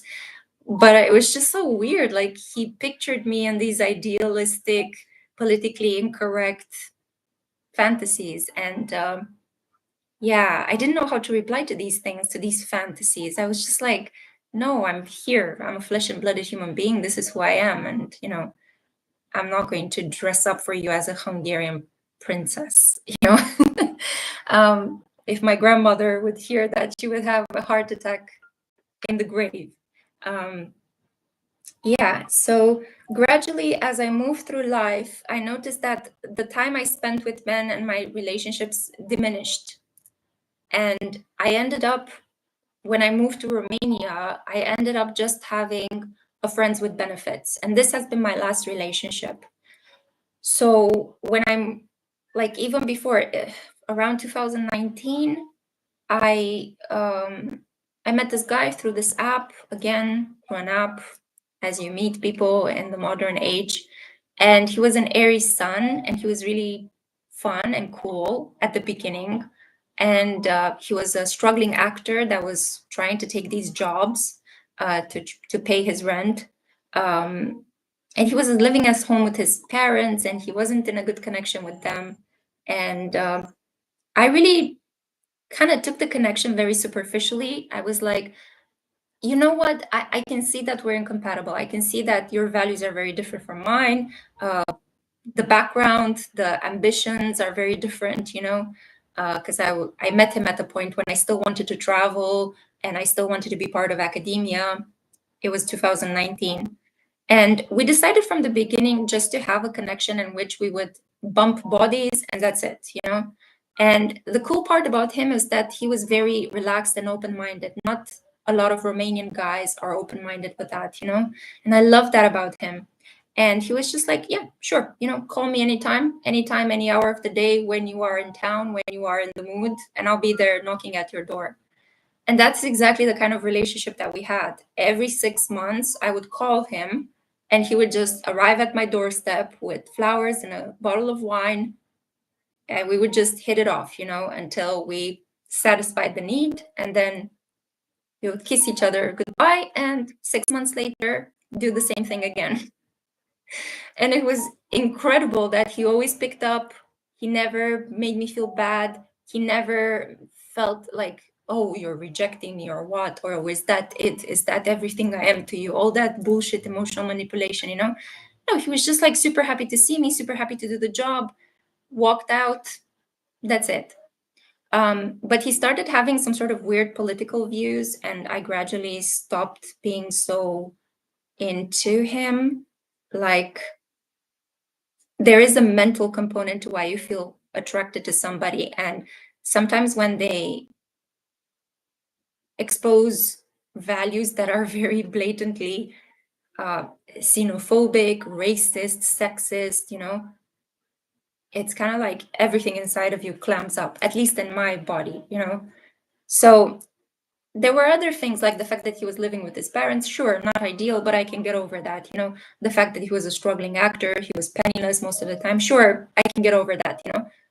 But when he started saying that all the foreigners that are coming to Romania need to be chipped or interviewed or barred, I suddenly went completely cold on him.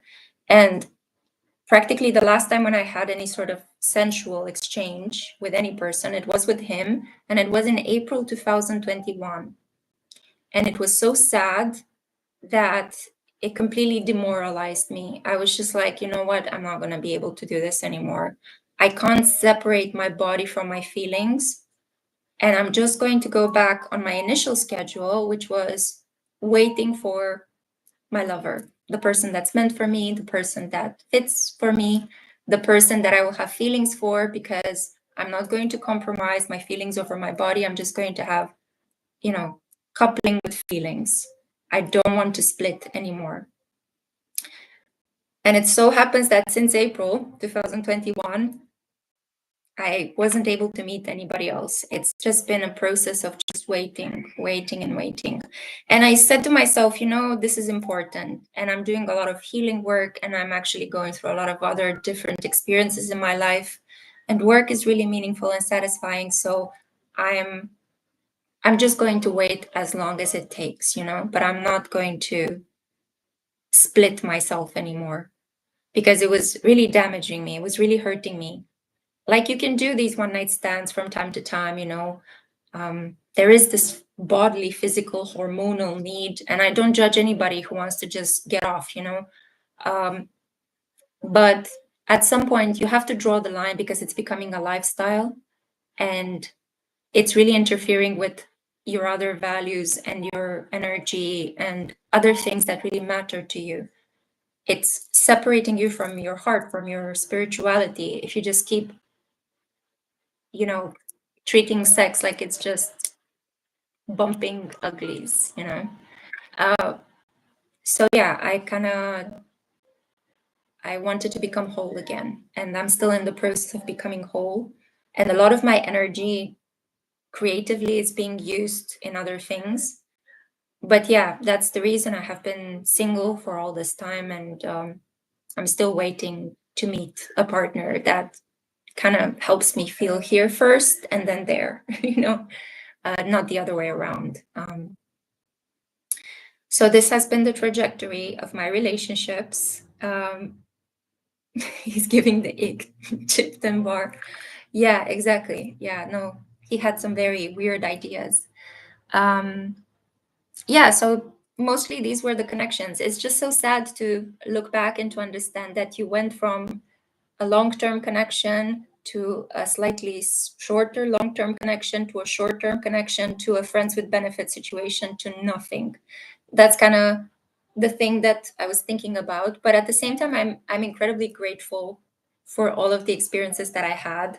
Um, at some point, I was thinking, it's like, wow, I haven't completed, like, it's something quite ick, you know. It's like moving through the entire zodiac, like dating men or getting to know them or sleeping with them, uh, making sure that you tick all of the boxes. But it wasn't the case with me. I think the partners that I had were mostly Capricorn, Aries, Taurus, Aquarius, Sagittarius, you know. And I tried to date some Pisces. We don't get along. um I never had a connection. Oh no, no, wait. I did have a physical intimacy moment that didn't go anywhere, but it was more like, it wasn't physical, it was just like, I don't know, it was very soulful and very sweet with a person I worked with, and he was a Virgo sun, and he was really sweet and a very modest guy with a really traumatic backstory. But yeah, he was the kind of person I could just talk to for hours. Really sweet guy. With a Cancer, I kind of started feeling something for a Cancer at work 2 years ago, but it didn't lead anywhere because he had to deal with a lot of issues and he was a bit of a, uh, Casanova. And yeah, there were some people, like, I changed a lot of corporate jobs and there were men that were interested in me, but I realized from the beginning was just they were interested in me for that thing, and I was just like, no, I don't have the energy. I can't split myself anymore. So yeah, it would be interesting because, they say that the person that is the opposite sun to you would be ideal for you. Like for me, because I'm a Pisces sun, a sun in Virgo would be ideal for me, but they're also my shadow, so I don't know how well that connection would work. And also members of the same water trine, Sun in Scorpio, Sun in Cancer, for me as a Sun in Pisces, for everybody else, the air trine, the earth trine, the fire trine. But I can tell you that it's not necessarily so. Like, I'm very drawn to Scorpios. I really like them. I find them really hot, but we can never have a connection because I have such a powerful Pluto in Scorpio in the first house that we always end up competing with each other, or like it's like a ticking time bomb. When I meet a Scorpio, it always feels like really intense, and there's a lot of like power plays happening between us, like who's gonna one up the other one, um, and I just try to stay away because I know the moment I lock eyes with the Scorpio, I know exactly how it's going to go down. Because I've been having the same dynamic with at least 3 Scorpios so far in my life. And I only had very short term, intense, and really weird, bizarre broken ups with them. It never stabilized into something. And I don't think it can because of my zodiac placements. So, unfortunately, I like Scorpios, but I cannot have a real relationship with them. It doesn't stabilize at all. Um, but yeah, it would be interesting. I'm really curious to know who my next relationship is going to be with. I stay open to love. I'm trying to heal myself to feel like I'm a whole human being. I'm trying to work on my self respect. Yeah, just basically trying to grow. I'm just realizing how dark the room has become again. And I'm also realizing that I did not pull mini cards for you guys. It's already 1:48 into this live. Should we leave it for next time? Because as I said, I wanted to talk as much as I could. Oh, the twin flame thing. Okay, final point in this really long video. As I said, I wanted you guys to have this video as reference. I'm going to talk about life in one video only, because usually I'm quite a private person. So that if you need any clarifications, let me just see if I can make it a bit brighter. Yeah, final thing I want to say. Hello, darlings. I'm sorry I'm not engaging too much with you in the chat, but keep talking, keep spamming with heart emojis, keep put the light in the comment section, okay? This will be here for you guys to replay in case you missed certain things or you tuned in later on.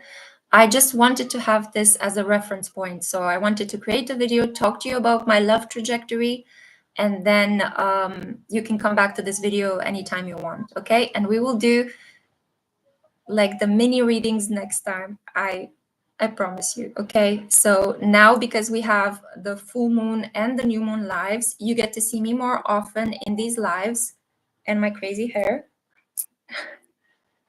And I get a bit more space to talk about other things as well. And I was thinking that maybe next month the theme could be health. We can talk about health, because I know a lot of you have been asking me a lot of comments about health, and oh boy, do I have stories there to tell you about health and spirituality and pain and enduring pain, especially physical pain. And it's because next month we will be in Virgo season. So it would be perfect to talk about health. Right now it's Leo season, so we're talking about lust, we're talking about love, we're talking about, attraction, because it's fitting with the energy. So final thing I want to say about the twin flame journey. Speaking of Scorpio, I believed that my twin flame, initially when I heard about this twin flame energy, was the Sagittarius man I talked about earlier, the guy I met at a conference in Toronto, who was from Argentina, and he was a poet and a sociologist and a bodybuilder. He looked amazing.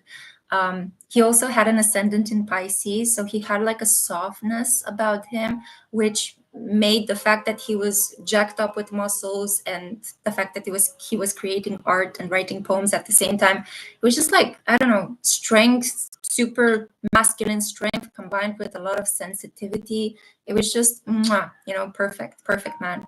And I'm sure that he would be incredibly flattered if he heard me talk to him about that, but he was also incredibly anxious at the same time. And I thought it was him, because first of all, we had the placements. I'm a sun in Pisces with a moon in Sagittarius, and he was a sun in Sagittarius with a moon conjunct his sun and an ascendant in Pisces. So I thought, okay, wow, we're already having like flipped placements, yeah? This is already a sign that we could be twin flames, right? We both were interested in the same things. I love poems. I love art. I've been painting and doing my own poems ever since I was little. And you can see me in the background in the mirror as well. And also, I was into sociology. I became a sociologist. He was into sociology. He became a sociologist. So already really interesting things. Another thing was that he came from Argentina, I came from Romania. And when we were talking about our backgrounds, a lot of similarities between our cultures, between, like the family situations that we grew up in, the way our fathers were, the way our mothers were, a lot of things, gender relations, how we understood love, things like that. It really struck a chord with my experiences. And I just felt that he was the one, he was the twin flame, at that time. And I constantly thought that I would reunite with him somehow, but it never happened.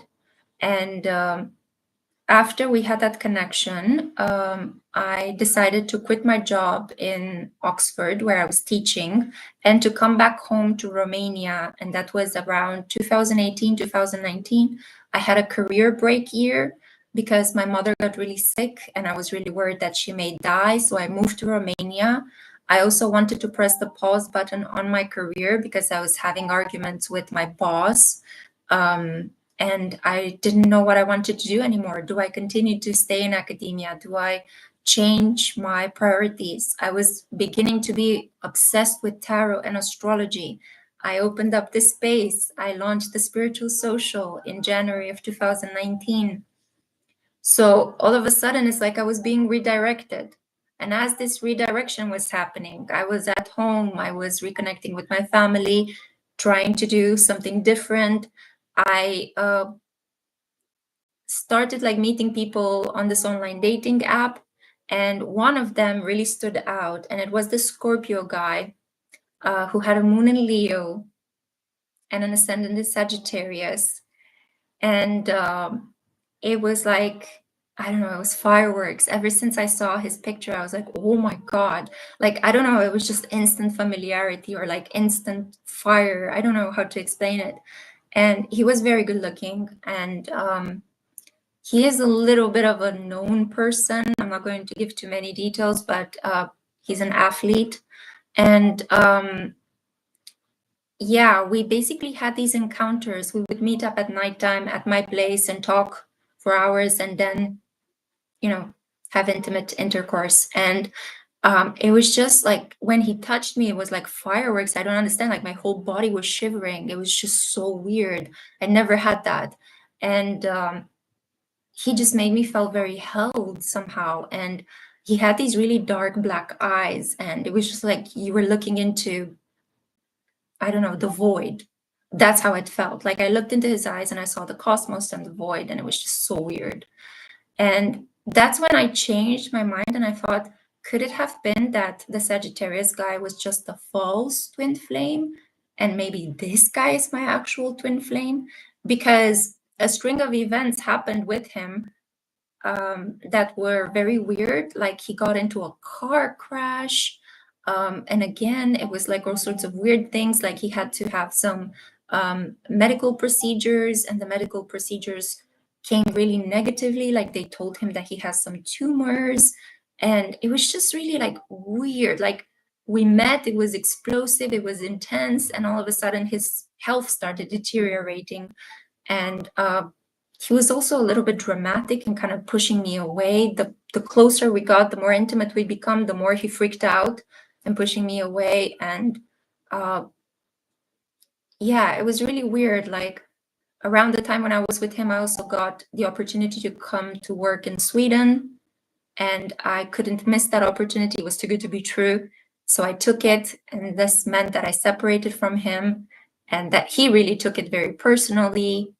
But then I found out that he was still in a connection with his ex, who cheated on him with his best friend. And that's why he was so deeply hurt. And he was just kind of like fucking around to heal his heart. And apparently I was one of the people like he was trying to rebound with. But then he reassured me that I'm not. Weird. So I just decided to distance myself from that. And I kind of distance myself by choosing my friends with benefits. Like I had a choice between him or the friends with benefits, the Aries guy I talked earlier about, and I chose the less complicated option because the other option came with so much hurt and drama. And I had sleepless nights. I was getting physically sick when I was thinking about not being with him, that I just had to stop and reassess everything. It's like my career is on the line. I cannot be like this. I have to make a choice that is self-protective. And from time to time, he would resurface, like he would send me text messages from weird accounts pretending it's not him. But I knew that it was him. So I don't know if the Scorpio guy with the moon in Leo, I mean, he would have been perfect for me, astrologically speaking, because I'm a Pisces with the moon in Sagittarius. You know, we had compatible suns, compatible moons. But he has a North Node in Capricorn. And usually a person with the North Node in Capricorn, their destiny is filled with hardship and separations and long periods of having to wait to become who they have to become. They usually get better in the second part of their life, so after 50. So I was just like, this is gonna be something that will take some time. If we are ever to meet again and have a mature relationship, not such a dramatic and off the scales kind of love, it's gonna be probably somewhere in our 50s, you know. Also because I have a moon conjunct Saturn, and I know as a fact, having studied artists and celebrities who have a moon conjunct Saturn, I will either end up a serial killer, because some serial killers had this, yeah. And either that or I will be happy in my 50s. Yeah. And if you look at Charles Bukowski, he actually found somebody that was really dear to him in his 50s, and he had a moon conjunct Venus, conjunct Saturn. And if you look at Lauren Sanchez, she hit the big pot, so to say, with this guy, I don't know if she's in love with him or in love with his money. I don't know what's going on there, to be honest, but she has a moon conjunct Saturn as well in the sign of Taurus. So it's really interesting. It's like after 50. Okay, I have to get past the 50th mark, I think. Around my second Saturn return, that's when I expect potentially to move forward either in this twin flame love connection or to meet somebody else that's much better for me, more compatible, and I can actually have a peaceful, loving connection with. So yeah, I'm looking forward to getting older, to be honest, guys. So far being young hasn't been the best for me, to be honest, but it's been a learning period. And in terms of my twin flame love story, it inspired The Storyteller, the book that you guys can also purchase as well. And some of you have read and you've gave me really beautiful feedback and I appreciate it. But I'm thinking about maybe creating something new. Like I have a couple of ideas of love stories, and I definitely see that there is an issue at the moment with really good romantic stories. And like I love creating. I love love, and I love to create unique love stories. You know, like I really want to create something that surprises me, that makes me think, oh wow, this is something interesting. I haven't read about this. Like there's a lot of smut in the collective at the moment, right? A lot of young adult novels about lycanthropy, a lot of those paid services that you get, a lot of like TikTok novellas, uh, a lot of things that YouTubers usually pick up and make fun of, you know? But what about if it were to be created like a beautiful love story that is interesting, and it's not only about the sensual part, it may contain some sensual elements, but it's about the relationship that these two people have. I think that would be something. I mean, I want to sit down in the coming period and to write something that I personally would be enthralled to read.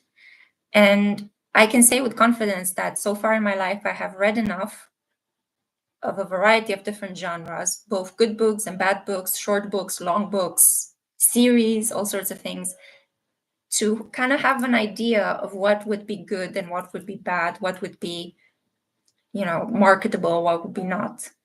But yeah, it would be great if I were to find a publisher as well, because it's great to, rather than self-publish, it would be great to have a publisher, somebody that can keep you in check, you know. So we'll see. I have some ideas. I'm not going to share them with you guys because, you know, manifestation is a precious thing. It needs to be protected. So we'll see if I can actually live up to the goal I'm setting to create something beautiful for you guys. Because when I write, it's not only for myself, it's not only writing something that I don't get bored of, but it's also I keep you guys in mind. And we're here a collective mostly of women and mostly of hungry, love-starved women who have big hearts. And unfortunately, they don't know what to do with that love energy. So yeah, I kept thinking, I gotta do one for the sisters, you know. I gotta give you guys some reprieve, some relaxation, something, because you are honestly amazing people. And I'm incredibly grateful and thankful for all of the women in my life, women that are supporting me. And I want to give something back. So we will see. I don't want to put it like, I don't want to put too much pressure on myself. My therapist, who's also a really wonderful, wonderful woman, she's also telling me like, you're doing too much. You're always pressuring yourself. You're always like with the head on your head, with the foot on your head, always kind of doing. So take it easy, keep it flowing, keep it loose, you know. So I'm not going to promise anything big because I don't want to disappoint you if I don't deliver. But just so you know, there are some exciting things in the works now that I'm feeling much better. Finally, my creativity has been unlocked again. And hopefully I'll be able to have the discipline to sit down and hunker to the goal at hand. Yeah. I hope Saturn and Pisces coming back throughout this fall and winter of 2025 is going to give me the much needed discipline to sit down and create for you guys. Okay. I'm gonna end this here. My lipstick looks incredibly orange in this light. I feel like I look a little bit like a clown. But thank you guys for listening for this tour de force of my love life. I have to say it's been cathartic. I hope it hasn't been boring. I hope you guys could find something meaningful. I did my best to try to give you zodiacal explanations and placements. I genuinely have a feeling that the best is yet to come. Now that I have processed my pain and I don't feel like the future is so dark and hopeless and bleak, I feel like the best is yet to come, okay? In terms of everything, in terms of love, creativity, it's just so much to look forward to. So don't give up, okay? You always have the space to come to if you feel sad and if you feel like love is disappointing you.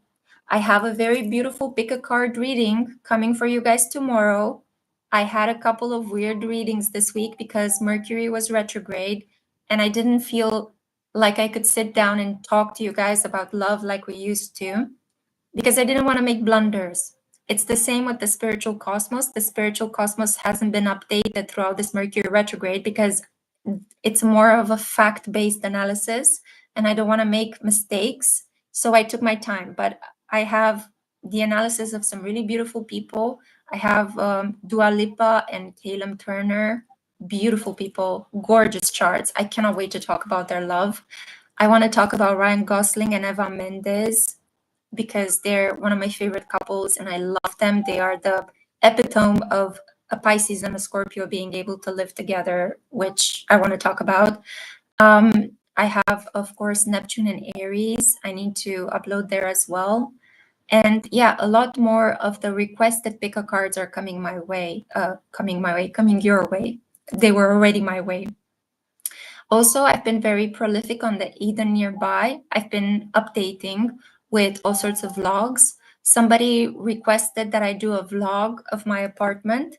So it will be released, I think, tomorrow. So go over to the Eden nearby if you want to have a look at how this place looks like. If you want to see how living in the 2-bedroom ex-communist building looks like.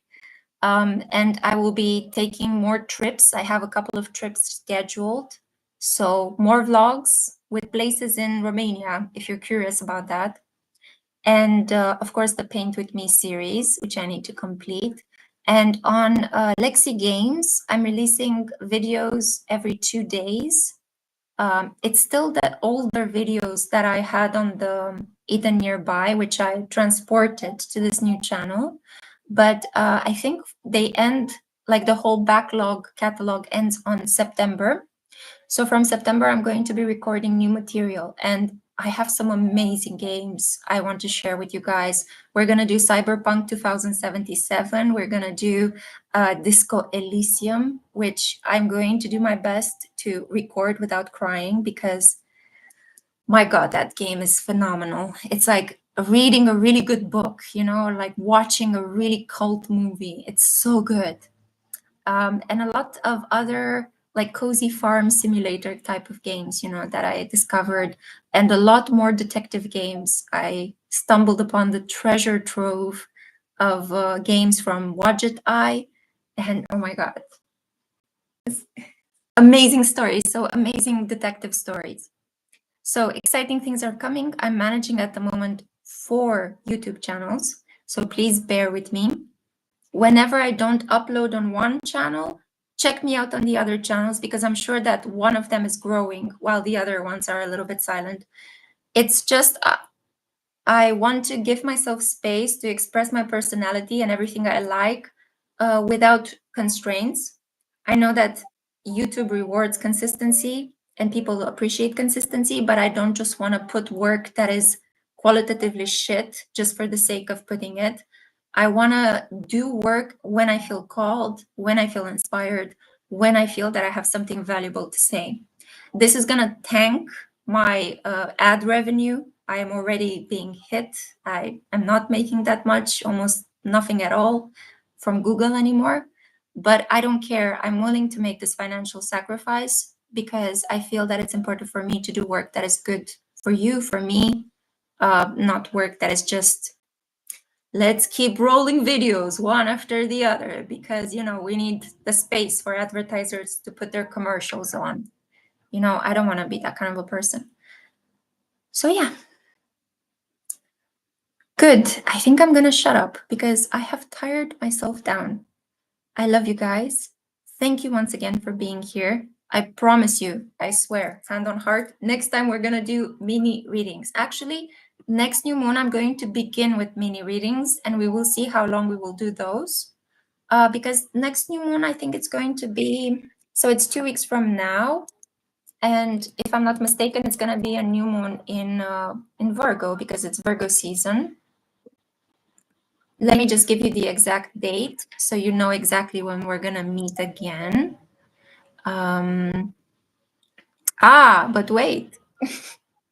Oh my God. Are you ready, guys, for the eclipse corridor to open up? Yeah, of course, I forgot. 7th of September, it's a full moon, and it's a lunar eclipse in Pisces, and we have a new moon solar eclipse in Virgo on the 21st of September. Yeah, and I forgot that we have another new moon in August. Okay, so 23rd of August, we will meet again here on this channel. We have a new moon in Virgo to celebrate. A lot of intentions, a lot of affirmations. We need to plant seeds. I'm going to begin straight with mini live readings, okay? So you guys know that I'm not going to just talk at you for 2 hours. And then we will take it from there. And potentially the full moon, the eclipse full moon, if everything is okay and nothing bad happens, because it's an eclipse that is taking place in a really important part of my chart, 7th of September. Yeah. If everything goes well, I will be showing up and talking to you about health. Yeah. Mental health, physical health, whatever you want to hear. Feel free to send me questions, DM me questions that you would like an answer to. I'm going to make a list, and so that it feels more like a conversation, right? Rather than me just talking at you. Okay, I'm going to end the stream here. Thank you, Katerina. I don't feel bad. I just, you feel a little bit self-conscious when you talk at a screen. Like, every decent person should feel a little bit awkward about just chatting non-stop for 2 hours about their love life. Anyway, in a nutshell, thank you guys for listening. I hope this helps, and I will see you guys on the 23rd of August, okay? We are going to do mini live reads and talk about health. And I love you very much, and take good care and enjoy the last days of summer. Or I guess if you're in the Southern Hemisphere, the last days of winter. Yeah. Okay. Love you guys. See you next time. Bye.